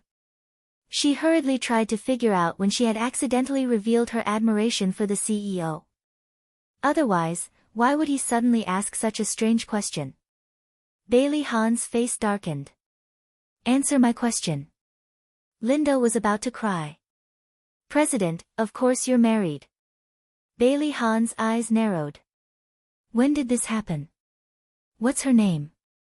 Linda felt like 1,000 horses were galloping in her heart. The president was flirting with her. He was really flirting with her. But he was the boss. Even if he was flirting with her, she had to pretend that she was willing to do it. You got married at the beginning of this month. Your wife's name is Xia Dong. Xia Dong. Yes, that's right. Bailey Han stood up abruptly, his entire body exuding a terrifying aura. Linda was so shocked that she took 2 steps back. CEO, what are you doing? As Bailey Han walked closer, Linda's mind raced. If he pounced on her, should she reject him or give in? Unexpectedly, he suddenly pulled her away and opened the office door. He strode out and said coldly, I'm going home. There's something I need Lu Zihao to deal with. Bailey Han's aura was fierce. As he walked, everyone avoided him. His handsome face was as cold as the sky before a storm. He sped all the way into the living room and saw Old Madam and Old Master sitting on the sofa. He asked in a deep voice, Grandma, am I married? Ah. Old Madam was stunned. Fortunately, she was quick-witted and realized that something was wrong. She looked at him suspiciously. What's the matter? Bailey Han stared at her condescendingly and exuded an oppressive aura. Why don't I remember that I'm married? Old Madam froze. It seemed that something in his brain was acting up again and his memory was becoming chaotic. Grandma, tell me, what happened to me? Bailey Han had already realized that something was wrong with him. He remembered that Su Yunqian had been kidnapped and that she had been hospitalized, but he couldn't remember why she had been kidnapped. Every time he tried to recall, his brain seemed to be shrouded in fog. No matter how hard he tried, he couldn't clear the fog and couldn't see clearly what was underneath. The old lady was silent for 2 seconds before she said, Han, your memory isn't very good after the car accident. This is a small matter. It's okay. How is this a small matter? I don't remember what happened before the accident. I don't even remember that I got married. Bailey Han was very agitated. He suppressed his emotions and growled, Grandma, are you hiding something from me? Han, calm down first. Don't get agitated. The old madam said anxiously. Sit down first. We'll talk about it slowly. Bailey Han sat on the sofa opposite her with a sullen face. Grandma, you have to make things clear today. The old madam held her forehead and hesitated. She didn't know if she should tell them about it. There was silence in the living room. Suddenly, the crisp sound of footsteps came from the door. Bailey Han looked up and saw a woman in a beige knitted cardigan walk in. He stared at her with his deep eyes. In his memory, he had never seen her before. Could she be his forgotten wife? Xia Dong stopped in her tracks. She hadn't expected Bailey Han to come home so suddenly. Was she going to pretend that she didn't know him now? Why was he looking at her with such a gaze? It was like a whirlpool that was going to suck her whole body in. She forced a smile and bowed politely. Old Madam, Young Master. When the old madam heard Xia Dong call them that, she knew that she had discovered something strange about Bailey Han. She sighed silently and said, Xia Dong, come and sit. Okay. Xia Dong deliberately sat further away from Bailey Han. From the moment she walked in until she sat down, Bailey Han's gaze followed her. He questioned her as if he was interrogating a criminal. You're Xia Dong. Are you my wife? Xia Dong was stunned. She didn't know where he found out about this. He looked at her coldly. Is that so? Xia Dong glanced at the old madam. Seeing that she didn't object, she nodded. I am. Then tell me, why don't I remember our marriage? Why have I forgotten so many things? I can't say. He said coldly, if that's the case, then let's get a divorce. You're not the one I love. His heartless words were like a sharp knife stabbing into her heart. Even though she knew that he didn't remember her, she couldn't help but feel sad. Her chest rose and fell rapidly, and she couldn't say a word for a long time. The old madam had a headache. After holding it in for a long time, she couldn't help but say, Ahan, I object. You can't divorce Xia Dong. Then tell me the truth. Bailey Han's anger had reached its peak. He was suddenly told that he was married to a stranger that he couldn't remember at all. This anger was driving him crazy. The old madam's lips moved as if she wanted to say something, but Xia Dong suddenly stopped her and said in a low voice, Grandma, I agree to the divorce. She looked down to hide the deep sorrow in her eyes. She didn't look at them anymore. She got up and went upstairs. With her back facing them, tears fell quietly, but her voice sounded very calm. Let's get the divorce done today. I'll go upstairs to prepare. The old madam called out to her back, Xia Dong.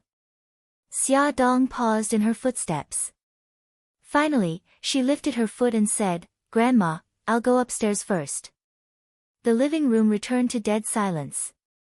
The old madam rubbed her eyebrows and sighed. Ahan, trust me. We didn't tell you the truth for your own good. You married Xia Dong because you love her. Don't force her, and don't talk about divorcing her again. Otherwise, you'll regret it in the future. Bailey Han's face was cold. He said in a low voice, I can't let Yunqian down. The old madam sighed heavily. You broke up with Yunqian a long time ago. You married Xia Dong after you broke up. You didn't let Yunqian down at all. Bailey Han's mind was in a mess. Everyone told him that he married Xia Dong because he loved her, but he had no impression of it at all. Thinking of the hurt Yunqian had suffered, he couldn't abandon her now. He didn't listen to the old madam's advice anymore. He got up and went upstairs. The bedroom door wasn't locked. After he pushed it open, he saw a large wedding photo hanging on the wall beside the bed. In the photo, he was hugging Xia Dong from behind. Xia Dong leaned on his chest with a sweet smile on her face. He also had a smile on his face and his eyes were very gentle. In her impression, he rarely showed such a bright smile. Perhaps he loved her when they married, but why didn't he have any impression of it at all?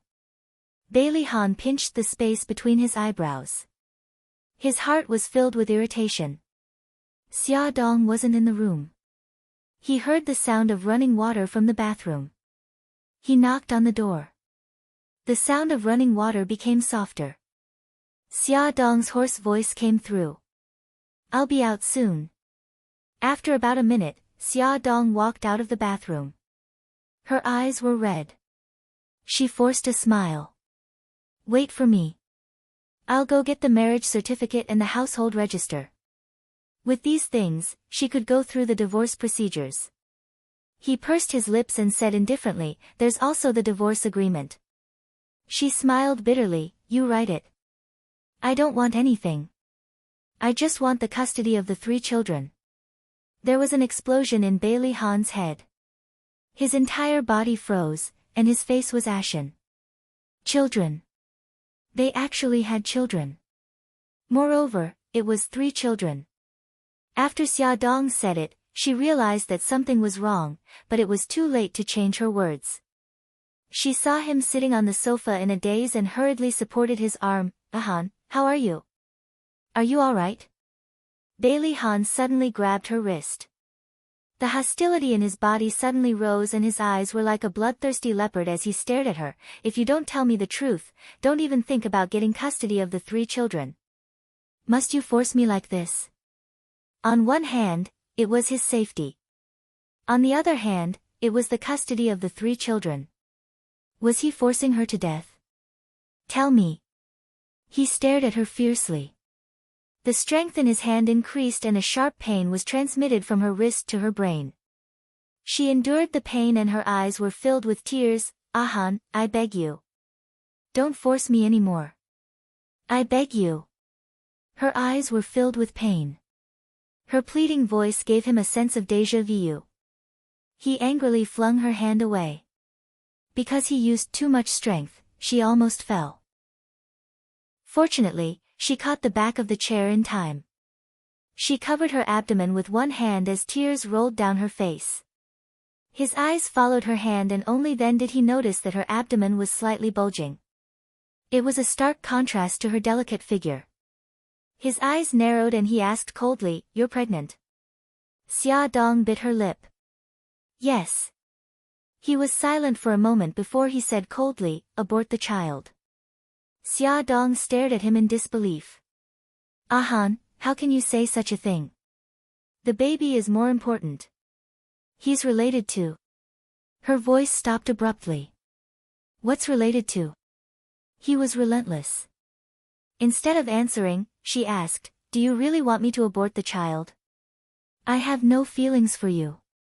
I also have no feelings for the baby in your stomach. Good, good, what you said is really good. I don't care how much of a jerk you are. I won't abort the child. Xia Dong's heart had already been broken by him. She didn't expect him to be so cold and heartless when he was a complete stranger. She didn't want to talk to him anymore. She went straight to the cloakroom to pack her luggage. Before he returned to normal, she would go back to her previous place to stay. Xia Dong was also very emotional. She quickly packed her clothes and stuffed all her belongings into her luggage. Meanwhile, Bailey Han sat on the fabric sofa and looked at her coldly. Awesome novel, Sengshu 566. Chapter 230. In less than 10 minutes, Xia Dong had finished packing her suitcase. She dragged the huge suitcase to the door without even looking at Bailey Han. The suitcase was very heavy, and it was very difficult for her to go down the stairs. She was already panting from exhaustion when she was only halfway down the stairs.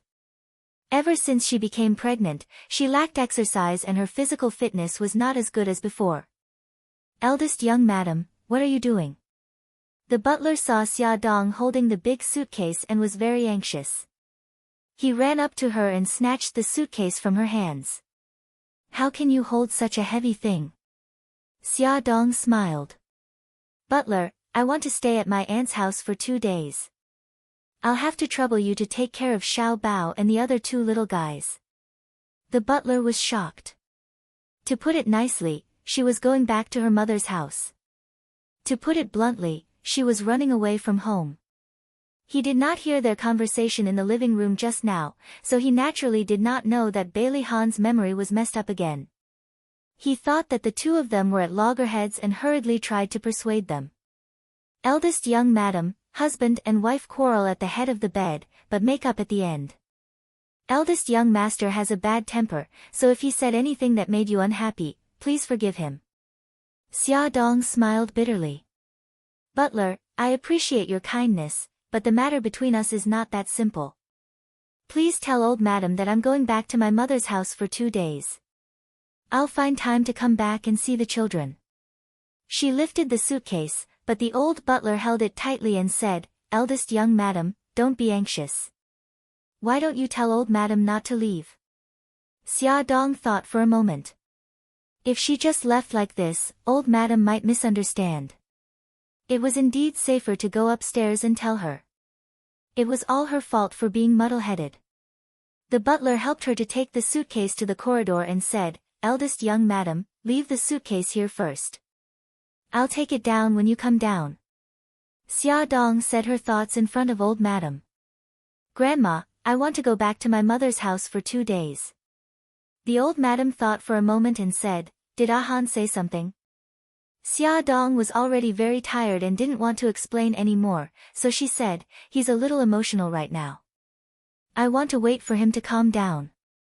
Maybe he'll be back to normal in 2 days. I'll come back then. Old Madam sighed. All right, but you have to explain to your aunt and uncle properly. Don't let them misunderstand, understand? I understand. I won't let them worry. I'm not worried about Grandma, Xiao Bao, and Xiao Yi, but I'll have to trouble you to take care of Xiao Guai. The old madam nodded. Don't worry. I'll comfort the 3 children. As for Xiao Guai, I'll be careful. I won't let her get hurt. The old madam thought for a moment and said, Do you want me to send you back? No need, Grandma. I can go back by myself. Then take care of yourself. You're not alone now. Don't think too much. When Ahan recovers, I'll ask him to come and pick you up. Got it, Grandma. The old madam was very thoughtful. She asked the housekeeper to take 2 gift boxes and put them in Xia Dong's car. You can't go home empty-handed. These gifts are for your aunt and uncle. Thank you, Grandma. Since Xia Dong said that she was going back to her parents' home, she had to accept the old madam's kindness. The housekeeper helped Xia Dong carry her suitcase downstairs. She stood in the empty living room and looked back at the staircase. She saw Bailey Han slowly walking down the stairs. His handsome face was cold and there was no warmth in his eyes. Xia Dong gritted her teeth and turned around. His cold voice came from behind her. Sign the divorce agreement and you can go. She looked at him waving the document in his hand and her body stiffened. She didn't expect him to have prepared the divorce agreement in such a short time. No, I can't sign it today. Xia Dong ignored him and walked out. The housekeeper hurried to catch up with her suitcase. He was afraid that Bailey Han would catch up and force Xia Dong to sign it. The 2 of them, together with 1 suitcase, hurried to the garage. When Xia Dong drove past the gate, she saw Bailey Han standing there like a stone statue.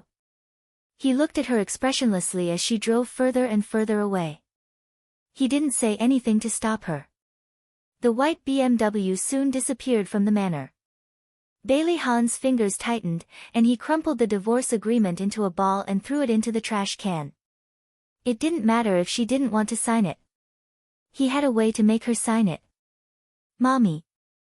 Xiao Guai was still in a daze. He crawled out of bed and rubbed his sleepy eyes with his little hands. He wiggled his little butt and walked out of the room, planning to go downstairs to find his mommy. She hadn't fully woken up and her little head was still a little dizzy. She covered her mouth with her little hand and yawned. She didn't pay attention to the front and accidentally bumped into a pair of long legs. Bailey Han was bumped into by a little girl wearing Pikachu pajamas. He looked down at the little ball beside his legs and frowned slightly. Xiao Guai raised her head and rubbed her aching forehead. She blinked her big watery eyes and said in a childish voice, Daddy, didn't you go to the office today? Bailey Han looked at her.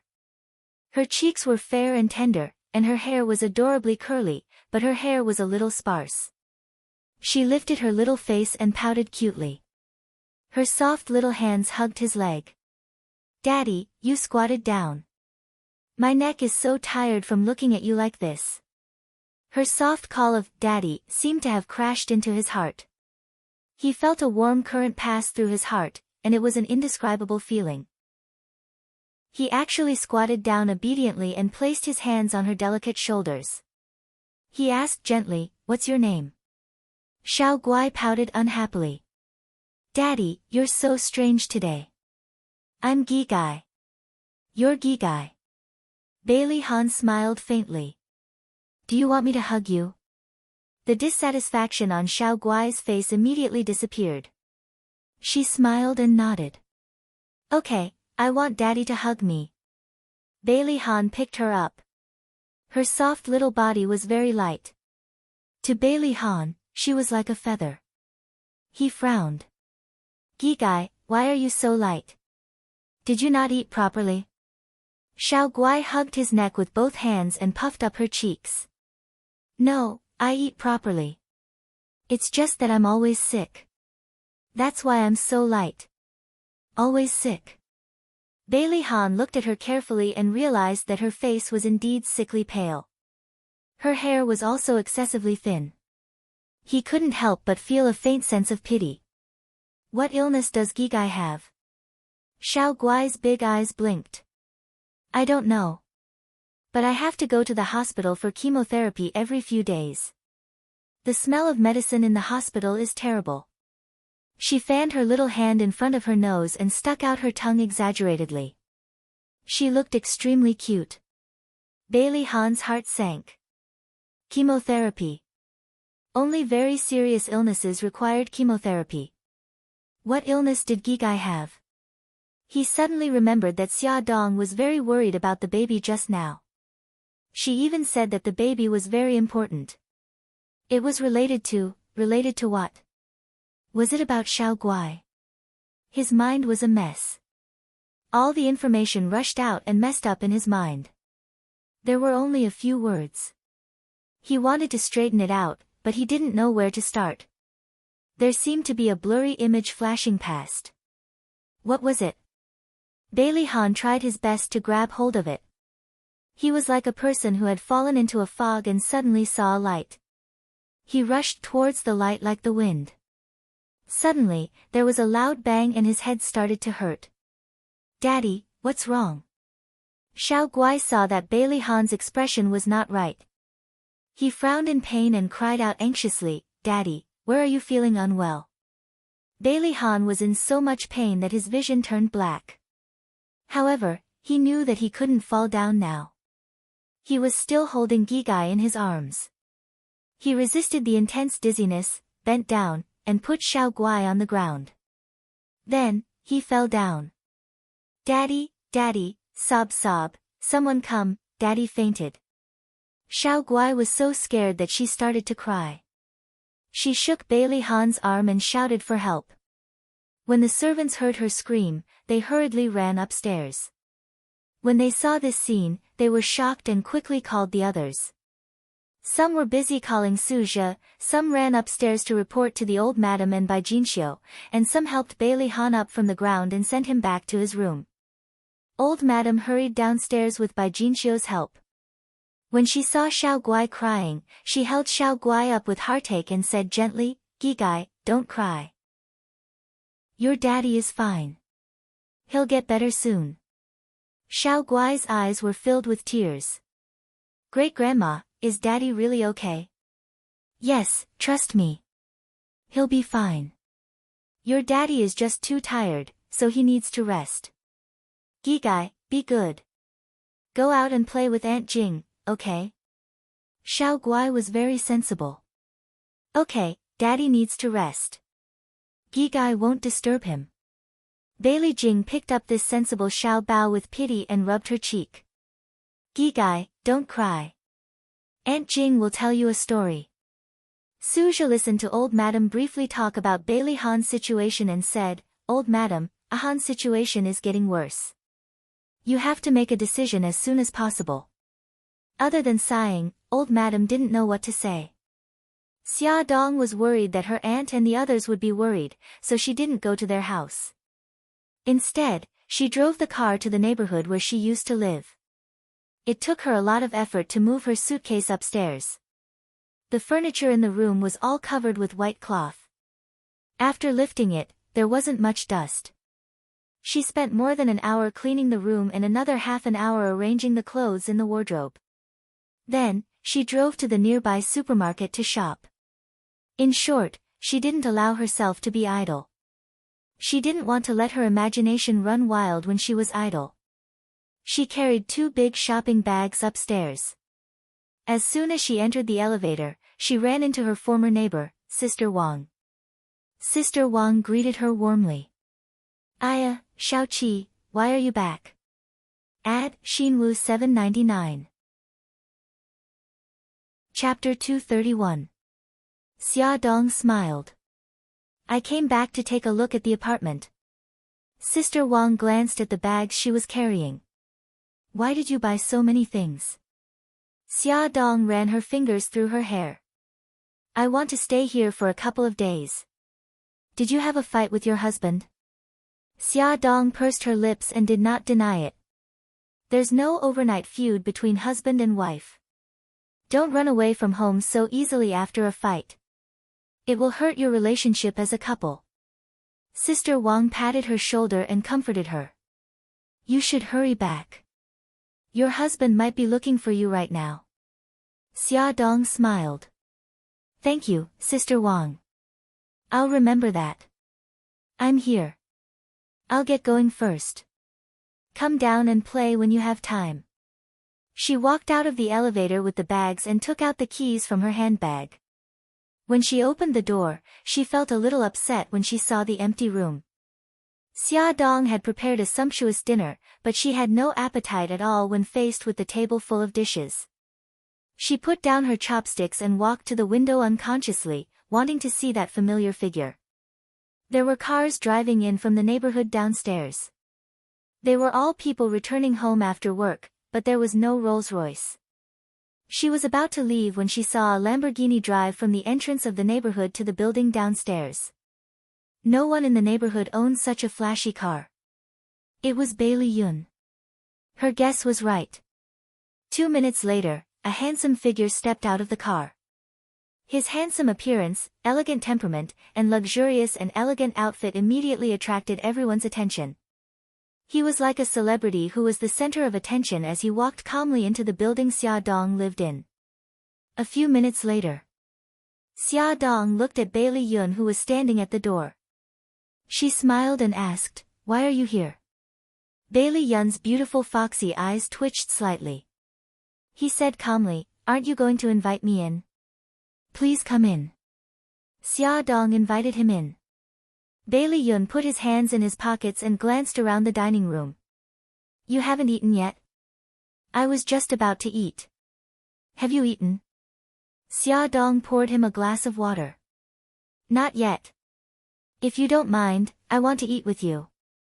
In fact, he was lying. He had already eaten dinner. "Of course I don't mind. Sit down first, I'll go get the rice." Xia Dong went to the kitchen, took a clean bowl and chopsticks, and served him a bowl of rice. Bailey Yun had changed. In the past, he would smile brightly and talk nonsense with her. Now, he was sitting in the chair, his handsome face expressionless. He was indifferent and calm, just like the second Bailey Han. The atmosphere was a little heavy. The two of them ate slowly, barely speaking. After dinner, Xia Dong cleaned up the dishes. Bailey Yun stopped her. "Let me do it. You're a guest. How can I let you clean up?" His entire aura had changed, and Xia Dong couldn't help but be polite to him. He looked at her with his slender eyes. Even though he had an extremely beautiful face, it still couldn't hide the frightening coldness. "Now, have I become a stranger to you?" She was stunned for a moment, then smiled at him. "No." "Then let go." His voice was cold, and his gaze was icy. Xia Dong almost thought that the person standing in front of her was Bailey Han. She retracted her hands stiffly. "Then I'll have to trouble you." Bailey Yun put on an apron and washed the pots and pans in the kitchen. The clanking sounds were like a happy melody. The two of them sat on the sofa and ate fruits. Bailey Yun suddenly said, "I heard." She looked at him in confusion. "What?" His beautiful fox-like eyes were gloomy. "About you and Bailey Han quarreling and getting a divorce." Other than the few days when he first returned to the country, when he stayed at the Gu mansion, he had moved back to his own place. He had gone to the Gu mansion just now to say goodbye to his family and planned to return to America. He didn't expect to hear that Xia Dong had moved back. She smiled awkwardly. "Actually, it's not that serious. There's only a temporary problem between us. It'll be fine soon." He sneered. "He's already treated you like that. Are you still unwilling to give up?" He didn't do it on purpose. He paused and said, "I'm going back to America tomorrow. Are you willing to go with me?" She looked into his eyes seriously. "Ah Yun, I'm already your sister-in-law. This is a fact that will never change." His eyes were faintly cold, and his words were icy. Even if Bailey Han wants to divorce you, you won't give up on him. I won't. I believe that he'll get better. These words were not only directed at him, but also to encourage herself. I understand. Bailey Yun got up and walked towards the door. With his back facing her, he said coldly, the last time I left, you didn't come to send me off. This time, you don't have to send me off either. Ah Yun, Xia Dong followed behind him and chased him to the elevator. Ah Yun, have a safe trip. The elevator door slowly closed. Bailey Yun thought that after experiencing heart-wrenching pain once, he would be able to let her go. However, when he really stood in front of her, he still couldn't suppress the strong desire to snatch her away. He could only use coldness to wrap himself up and hide his true thoughts. Sitting in the car, he leaned back against the seat and looked at himself in the mirror. His heart was filled with disgust. No matter how hard he worked, he couldn't compare to Bailey Han. He stepped on the accelerator and the Lamborghini sped toward the charm club. Xia Dong was the only one left in the empty room. She looked at the clock. Xiao Bao and Xiao Yi should have already returned home. If they found out that she wasn't around, would they be worried? Just as her thoughts were running wild, her phone suddenly rang. It was Xiao Bao's voice. Mom, why did you suddenly move back? The children didn't know that there was a foreign object in Bailey Han's brain. Xia Dong still hid it from them. She smiled and said, I just came to take a look at the old house. I'll be back in 2 days. Xiao Bao snorted, Mom, I already said that I'm not a 3-year-old child. Don't lie to me anymore. Dad suddenly fainted again and hasn't woken up yet. Is it related to Dad? What are you hiding from us? Xia Dong's heart tightened. Baby, how's your daddy now? Xiao Bao sighed. He hasn't woken up yet. Anyway, I've asked great-grandma and grandma, but they won't tell me what happened to Dad. Xiao Yi's voice suddenly came from the other end of the line. I want to talk to Mommy too.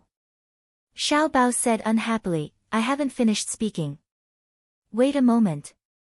Xia Dong rubbed her brows and said gently, don't fight over it. Take your time. Xiao Yi's voice came from the other end. Mommy, are you used to living there alone? Do you want the servants to come over and take care of you? Xia Dong's heart softened. No need. Mommy can take care of myself. Xiao Yi, you're the older brother. You have to take care of your younger siblings, okay? Okay, Mommy. I know. Xia Dong successfully changed the topic to the two little guys' studies. She didn't answer their questions. The three of them chatted for nearly half an hour.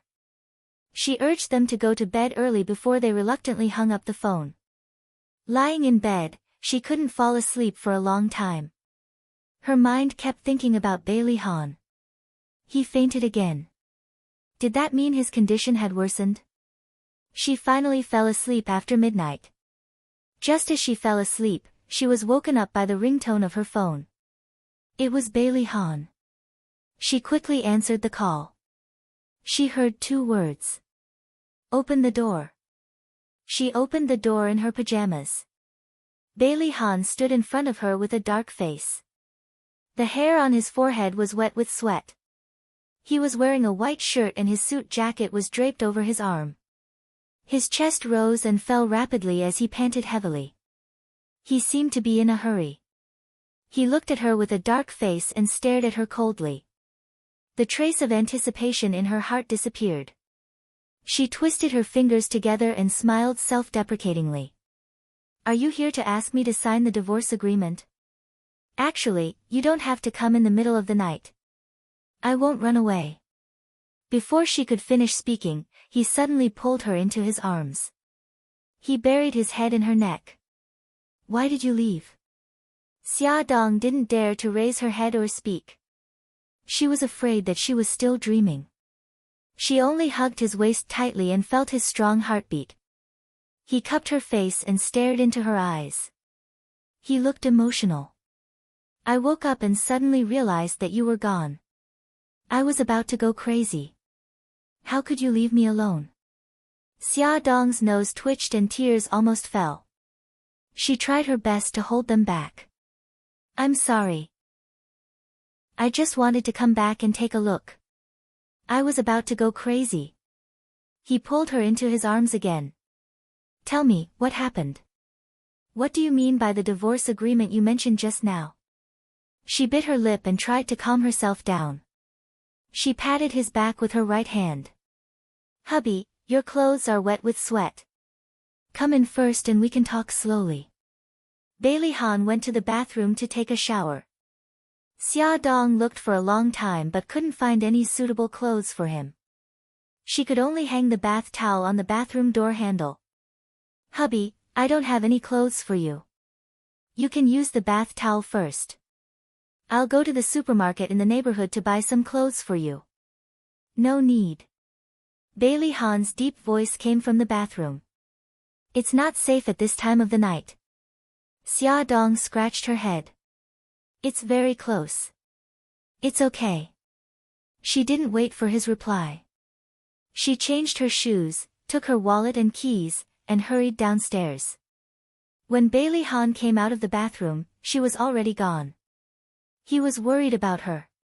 He still clearly remembered that the elevator in this building had broken down. He only hesitated for a second. Then he wrapped a bath towel around his waist, locked the door, and took the elevator downstairs to wait for her. Xia Dong walked into the corridor with shopping bags. The first thing she saw was a naked upper body. She screamed in fear. Honey, it's me. Why did you come down dressed like this? Xia Dong blushed and quickly pushed him into the elevator. Attention, Songshu 566. Chapter 232. His expression was calm. It's early in the morning. No one will see. Xia Dong was both embarrassed and angry. Please, there are surveillance cameras in this building. Many people will see you like this. They will definitely think you're an exhibitionist. If she guessed correctly, he was definitely not wearing anything under the towel.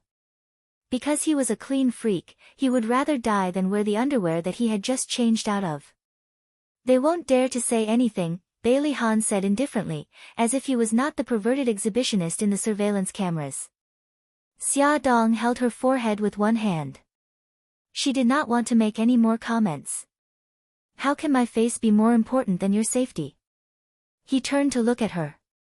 His tone was still indifferent, but it was deeply imprinted in her heart. She held his hand and interlocked their fingers. No matter how many difficulties there were in the future, she would stand shoulder to shoulder with him and bear them together. Xia Dong bought a set of men's pajamas with long sleeves and trousers. After all, it was already October and the weather was already cold. She took out a shirt from the shopping bag. Put it on. Don't catch a cold. Bailey Han put on his shirt in the elevator. He still had a towel wrapped around his waist. It looked a little funny, but he did not mind at all. Xia Dong did not think much of it. In her eyes, no matter what he looked like, he would always be the handsome and charming Bailey Han. When she fell asleep, he hugged her in his arms and said softly, "Honey, we'll go home tomorrow." Okay. She leaned comfortably in his arms. You still haven't told me what happened. He did not understand why he fainted at home. When he woke up, he could not remember what had happened. He did not even know why he fainted. Xia Dong closed her eyes and said softly, "Hubby, I'm so sleepy, we'll talk about it later, okay?" He kissed her forehead helplessly. Okay, go to sleep. Xia Dong breathed a sigh of relief. No matter what, she had to delay it for as long as possible. Maybe tomorrow, he would forget about it.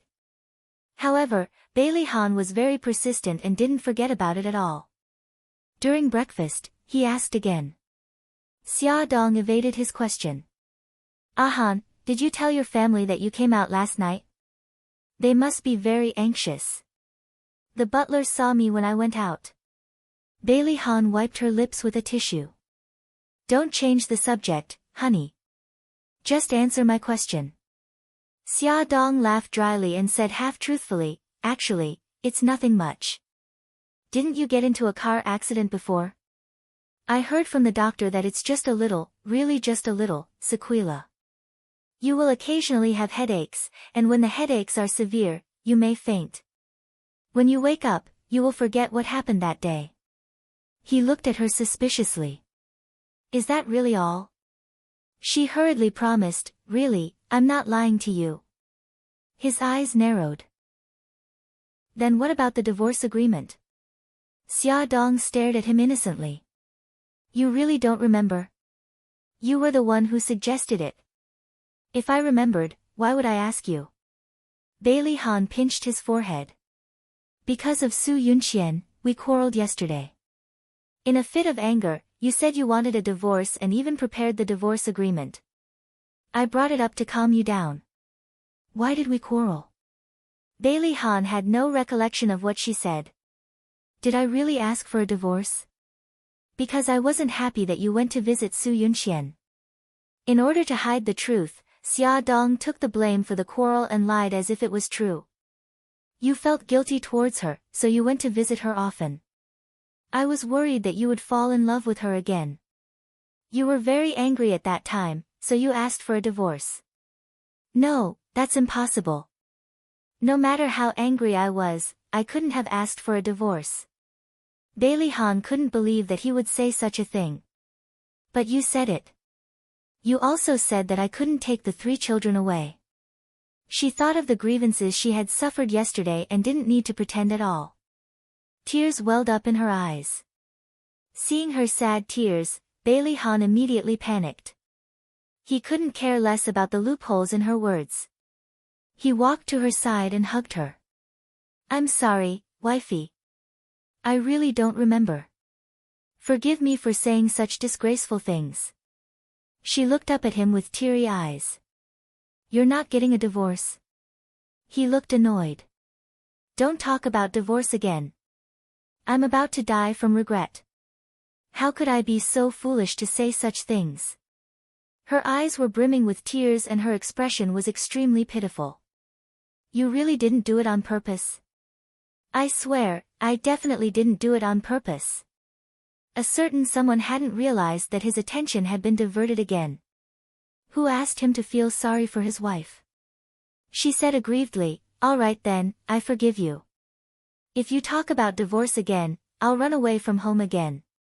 Don't talk about divorce again. He looked flustered and exasperated as he spoke through gritted teeth. She buried her face in his chest and her lips curled into a mischievous smile. Wifey, even if I visit Yunqian often, I won't have any other thoughts. You have to believe me. Right now, I just want to grow old with you. He thought that she had really quarreled with him because of this matter, so he comforted her in a low voice. She hugged him tightly. Okay, I know. I won't misunderstand you in the future. Good girl. He gently stroked her hair. I'll help you pack up. We'll go home now. She obediently agreed. The two of them cleaned up the kitchen together and started to pack up the big suitcase that Xia Dong had brought back. Bailey Han was afraid that she would overwork herself, so he let her sit by the bed and give instructions. He put all the things that she had placed outside back into the suitcase. Bailey Han put the suitcase into the trunk of her car and found that there were 2 gift boxes inside. He looked at Xia Dong in confusion. Xia Dong explained, I told Grandma yesterday that I was going back to my parents' house. Grandma prepared these gifts for me. He smiled. Since the gifts are prepared, let's go to your aunt's house. Ever since Su Yunqian's incident, he hadn't accompanied her back to her parents' house. It was time to visit the two of them. Xia Yun was originally worried that Bailey Han's feelings for Xia Dong would change because of Su Yunqian's kidnapping. Now that she saw the two of them coming to visit, she was extremely happy and couldn't stop smiling. She quickly called Gao Mingyuan and told him to go to the supermarket to buy groceries after class and come home early. After more than an hour, Gao Mingyuan came back with big and small bags. Xia Dong helped her aunt wash the vegetables and cook while Bailey Han played chess with her uncle. The family was happy and harmonious. Everything would have been perfect if that phone call hadn't happened. At the dining table, Bailey Han's phone rang. He glanced at the caller ID and said politely, "Excuse me, I have to take a call." He took the phone and walked to the balcony. "Auntie, what's the matter?" Mrs. Su sighed. "Han, I'm sorry to bother you. You didn't come to the hospital this morning and Yunxian is throwing a tantrum. I want to ask you, when will you come over?" Bailey Han glanced in the direction of the living room. "I have something to do here, so I can't leave for now. I'll be there in the evening." Bang! A loud sound came from the other end of the phone. Bailey Han frowned. "Auntie, what's wrong?" Nothing. Yunxian threw a tantrum and flipped the chair over. "Your uncle is in the ward trying to calm her down." Bailey Han pinched his forehead. "She's very emotional now." "Yes, she's been nagging since this morning. She's been waiting for you to come.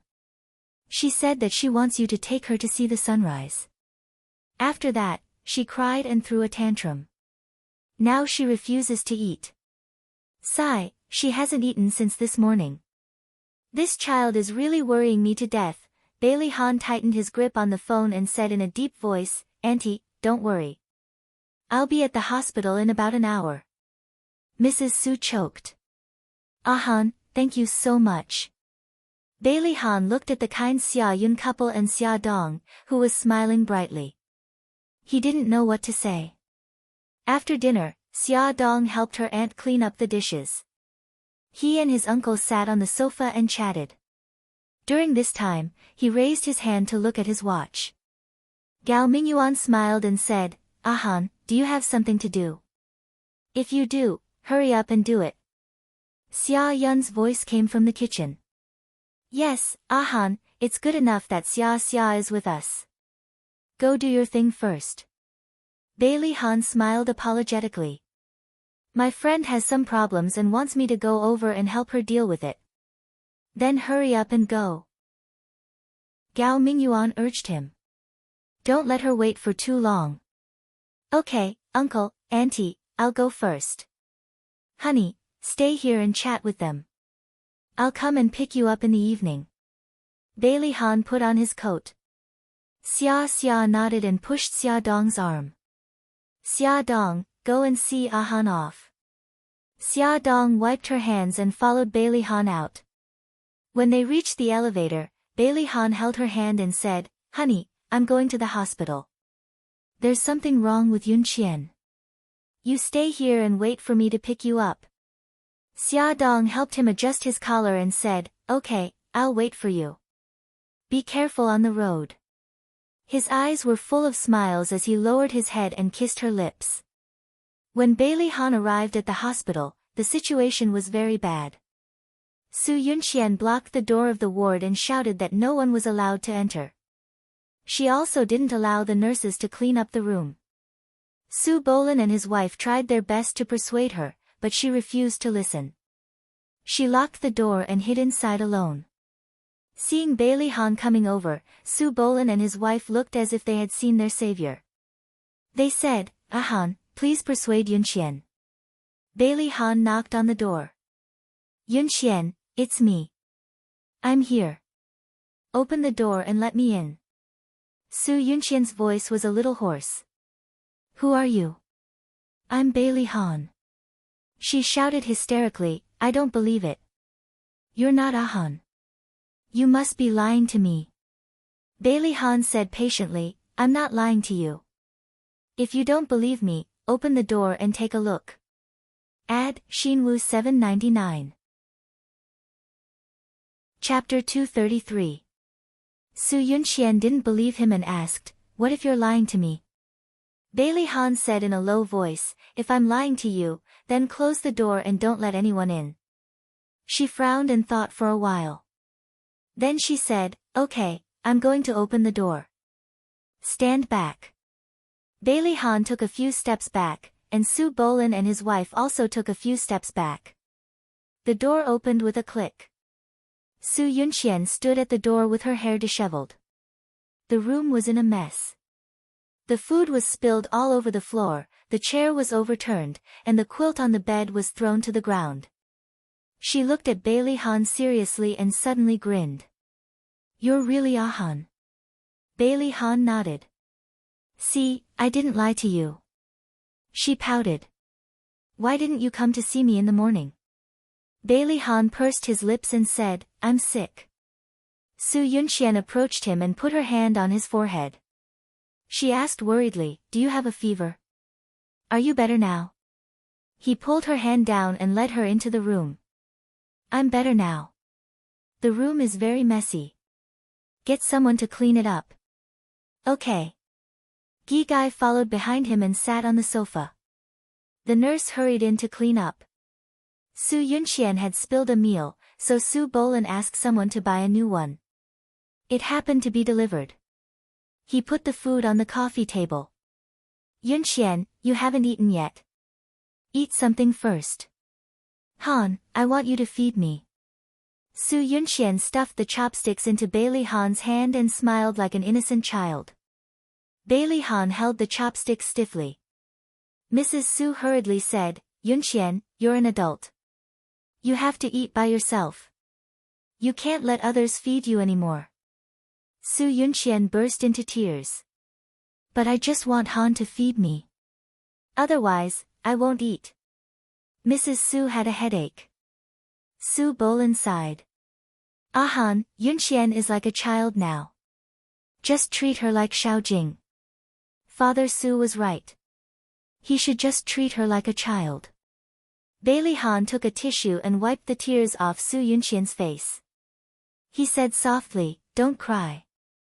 Come, let's eat." He picked up her favorite dishes and fed them to her. She ate with relish and said with a smile, "I want you to feed me in the future too." Bailey Han smirked. "If you don't throw tantrums in Gigai in the future, I'll feed you." She nodded heavily. "I won't lose my temper anymore. I promise I'll come to see you every day, but not necessarily in the morning." "So, you're not allowed to lose your temper if you don't see me in the morning. Do you understand?" "All right, I'll remember that." "Good girl." Bailey Han coaxed her in the way he coaxed a child. Su Bolin and his wife felt their hearts ache. At around 3:00 in the afternoon, Bailey Yun took his small suitcase and embarked on his journey to New York. This time, it would be a long time before he returned. This time, only Bailey Xiong came to see him off. Bailey Xiong looked at his youngest son who was even taller than him. His eyes couldn't help but moisten. He patted his shoulder and said, "Ah Yun, take good care of your body. No matter what happens, you must remember that we will always be your family." "I got it, Dad." Bailey Yun hugged his father. "Dad, my mom has been with you for a lifetime. I hope you can treat her well." "I will." Bailey Xiong was full of guilt towards Lu Xiaoxiao. He kept satisfying her with material and money. In the airport hall, a notice to remind passengers to board rang. Bailey Yun carried his suitcase, waved at Bailey Xiong, and turned around with a smile. "Goodbye, City A, goodbye, my love." Bailey Yun found his seat in the first-class cabin. After sitting down, he took out his earphones and stuffed them into his ears. "Day I lost my love." It was so sad that it made people despair. A deep sense of helplessness enveloped him like a tide, pulling him into the abyss of despair, almost suffocating him. Suddenly, a hand patted his shoulder gently, as if pulling him out of the abyss. He slowly opened his eyes and looked up at the owner of the hand. A cute round face with a bright smile and eyes curved into beautiful crescents. Her voice was sweet and pleasant. "Bailey Yun, we meet again." Bailey Yun was startled and took off his earphones. "It's you, Li." "Li Baobao," she smiled even more brightly. "No, it's Li Duobao." She pointed at the dining car beside her. "What kind of drink do you like?" "Apple juice." Seeing her round face and cute smile, he thought of a big red apple. "Okay, please wait a moment." Li Duobao skillfully poured a glass of apple juice and placed it in front of him. Please enjoy. When Li Duobao pushed the dining car and was about to leave, Bailey Yun called out to her. Li Duobao, has the injury on your leg healed? She smiled. It's healed a long time ago. When are you returning? The day after tomorrow. Because it's a long flight, we can rest for a day. Bailey Yun took out a name card and handed it to her. This is my name card. If you're bored, you can call me. I'll take you around New York. Her beautiful face revealed a look of surprise. Bailey Yun raised his charming foxy eyes. Don't think too much. I'm just trying to make up for my mistake last time. Li Duobao patted her chest exaggeratedly. Then I'm relieved. Bailey Yun was angry and amused. Am I that uncharming? She smiled mischievously. It's because you're extremely charming that I'm worried.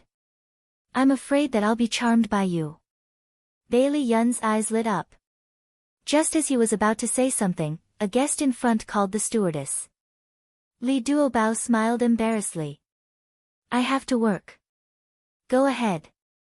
In the subsequent flight, Li Duobao came to the first-class cabin a few more times.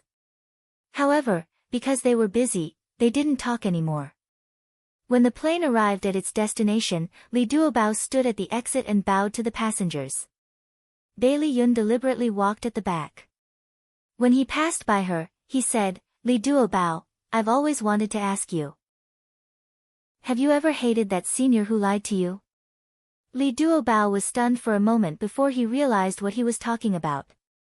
He smiled and said, I hated him very much at that time, but I didn't hate him anymore. I even thanked him. If he hadn't told me the truth at that time and had only told me when I was in love with him for a long time, I would have been even sadder. Bai Liyun's eyes flickered as he pondered. Li Duobao continued, we have to thank those who make us feel pain and despair. It's because we feel pain and despair that we start a new life. Bailey Yun chuckled. I didn't expect you to say something so philosophical. Xia Dong was so heartless to him. Did she want him to start a new life? She touched her nose embarrassedly. Actually, this sentence was said by Yu. I stole it. Bailey Yun's smile became even brighter. No matter what, I have to thank you. She blinked. You're welcome. I'm leaving. Remember to call me whenever you want to visit New York. He casually brushed the hair on his forehead, put on his sunglasses, and waved coolly. Goodbye. Li Duobao bowed. Please take care. Xia Dong stayed at her aunt's house until 5 in the afternoon. Bailey Han drove her home. When she got home, the children had also come back from kindergarten. When they saw Xia Dong, they swarmed over and hugged her legs as they cheered. They looked so happy that it was as if they had not seen each other for years. At night, the three little rascals were still in their room and refused to leave. Bailey Han snorted on Xiao Bao's and Xiao Yi's heads. You two rascals, go back and rest. Don't stay here and steal my wife. Xiao Guai lay in Xia Dong's arms and giggled. Xiao Bao snorted. Dad, are you trying to steal Mom from us? Xiao Yi was speechless. Xiao Bao, let's admit defeat. We don't have a wife. Xiao Bao blinked her large eyes. Speaking of which, Xiao Yi, why don't we go back to our room and discuss what kind of wife we should marry in the future? Xiao Yi nodded seriously. This is a question worth discussing. Let's go back to our room. The two little rascals looked like they were good brothers as they rolled back to their room with their arms around each other's shoulders. Bailey Han didn't know whether to laugh or cry. He picked up his cute little daughter from Xia Dong's arms. Gigai, say goodnight to Mommy. Daddy will take you back to your room to rest. Xiao Guai waved her soft little hand and said goodnight with a smile. He finally coaxed the three little rascals back to their room. Bailey Han hugged his dear wife contentedly. He bit her earlobe and whispered, Honey, I missed you. Xia Dong deliberately pretended not to understand his hint and smiled brightly. Hubby, You don't have to miss me. Look, I'm in your arms right now. Bailey Han bit her little ear hard. Little rascal, you're deliberately twisting my meaning. I'm going to punish you. She shrunk her neck and laughed in his arms. How are you going to punish me? Do some exercises before bed. He nuzzled her neck and his hands sneaked under her clothes unruly. He caressed her breasts, which had become even more pink because of her pregnancy. Xia Dong avoided his mischievous hands and her cheeks were flushed red from shyness. But I'm already very tired. Have you heard of a saying? Bailey Han quietly unbuttoned her bra from the back.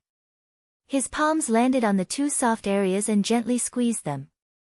She couldn't help but moan softly. Her head tilted back, revealing her beautiful curves. She trembled for a while before she asked, "What saying?"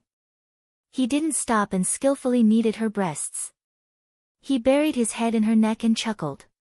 There's no land that's ruined by plowing, only cows that are exhausted to death. Xia Dong's cheeks were burning. She couldn't help but push him. You're so naughty. If I'm not naughty, how can I make you love me more? He said one sentence after another, which made her blush and her heart beat faster. But, the child. Xia Dong worriedly placed her hand on her stomach. He gently bit her collarbone and whispered, I'll protect the child well, honey. Don't worry and leave you to me. She saw his scorching gaze, which was filled with tenderness and love. His forehead was already wet with sweat. Sweat slid down his naked upper body and muscular chest. She knew that he had endured for a long time. She also knew that he had strong self-control and wouldn't hurt her and the baby. Full of trust, she finally gave up her shyness. She reached out her arms and hugged his neck. Bailey Han kissed Xia Dong's cheek. The tip of his tongue slid towards her earlobe. The numb feeling made her shiver uncontrollably. Hubby. Hubby. Xia Dong murmured uneasily. Her body moved impatiently, as if she was anticipating something. Her voice was different from usual. It was gentle and seductive. Her seductive gaze made Bailey Han's desire soar, almost shattering his rationality. He carried her onto the bed and placed his hands on both sides of her body, trying his best to keep a distance from her bulging belly. He lowered his head and sealed her soft lips with his thin lips domineeringly. He forcefully invaded her mouth and entangled his tongue with hers. Ah. Xia Dong felt like her body was a puddle of water, completely melting into his enchanting masculine scent. The strong attack made her almost unable to breathe. After being pregnant, her body was more sensitive than usual. At this moment, because of his kiss, her body had already ignited a flame, burning her rationality. Hubby. I feel so uncomfortable. Xia Dong's hair was already wet with sweat. Her black hair was scattered on the bright red bedsheets, looking incomparably beautiful. Her eyes were misty, her cheeks were flushed, and her lips were swollen from the kiss. It was both beautiful and beautiful. Bailey Han's eyes were deep, intertwined with deep desire. There was a charming smile on his handsome face. He leaned against her neck, enjoying her soft and boneless charm. As he kissed her, he whispered, Wifey, don't worry. I'll make you feel good. Xia Dong closed her eyes shyly. Her body was tense and her white jade-like feet were trembling slightly. Her entire body was tinged with a faint pink. Bailey Han's hot hands continued to wander around her body. Suddenly, he pulled off the last piece of underwear on her body. He was worried about the baby, so every movement was very slow. The torturous feeling was simply maddening. His movements slowly increased. The scorching flames burned in her body, almost burning her to ashes. In the end, fireworks seemed to explode in her mind. Her vision was white as she lay on his chest, panting. Bailey Han hugged her gently and laid her flat beside him. After she rested for a while, he carried her into the bathroom. He carefully washed her with hot water and wiped her with a dry towel. During the entire process, Xia Dong kept her eyes closed and leaned in his arms. She was so tired that she couldn't even move her fingers. After he put on a bathrobe for her and carried her back to the bed, she quickly fell into a deep sleep. Welfare, Hungcha 866. You're tuning in to the Blissful Bookshelf YouTube channel. We're so grateful for your support, and don't forget to subscribe to join us on this incredible journey through captivating stories. Your generosity through donations truly makes a world of difference, as it's the primary source of revenue that allows me to expand and enhance this channel for you. Thank you from the bottom of my heart for being a part of this adventure.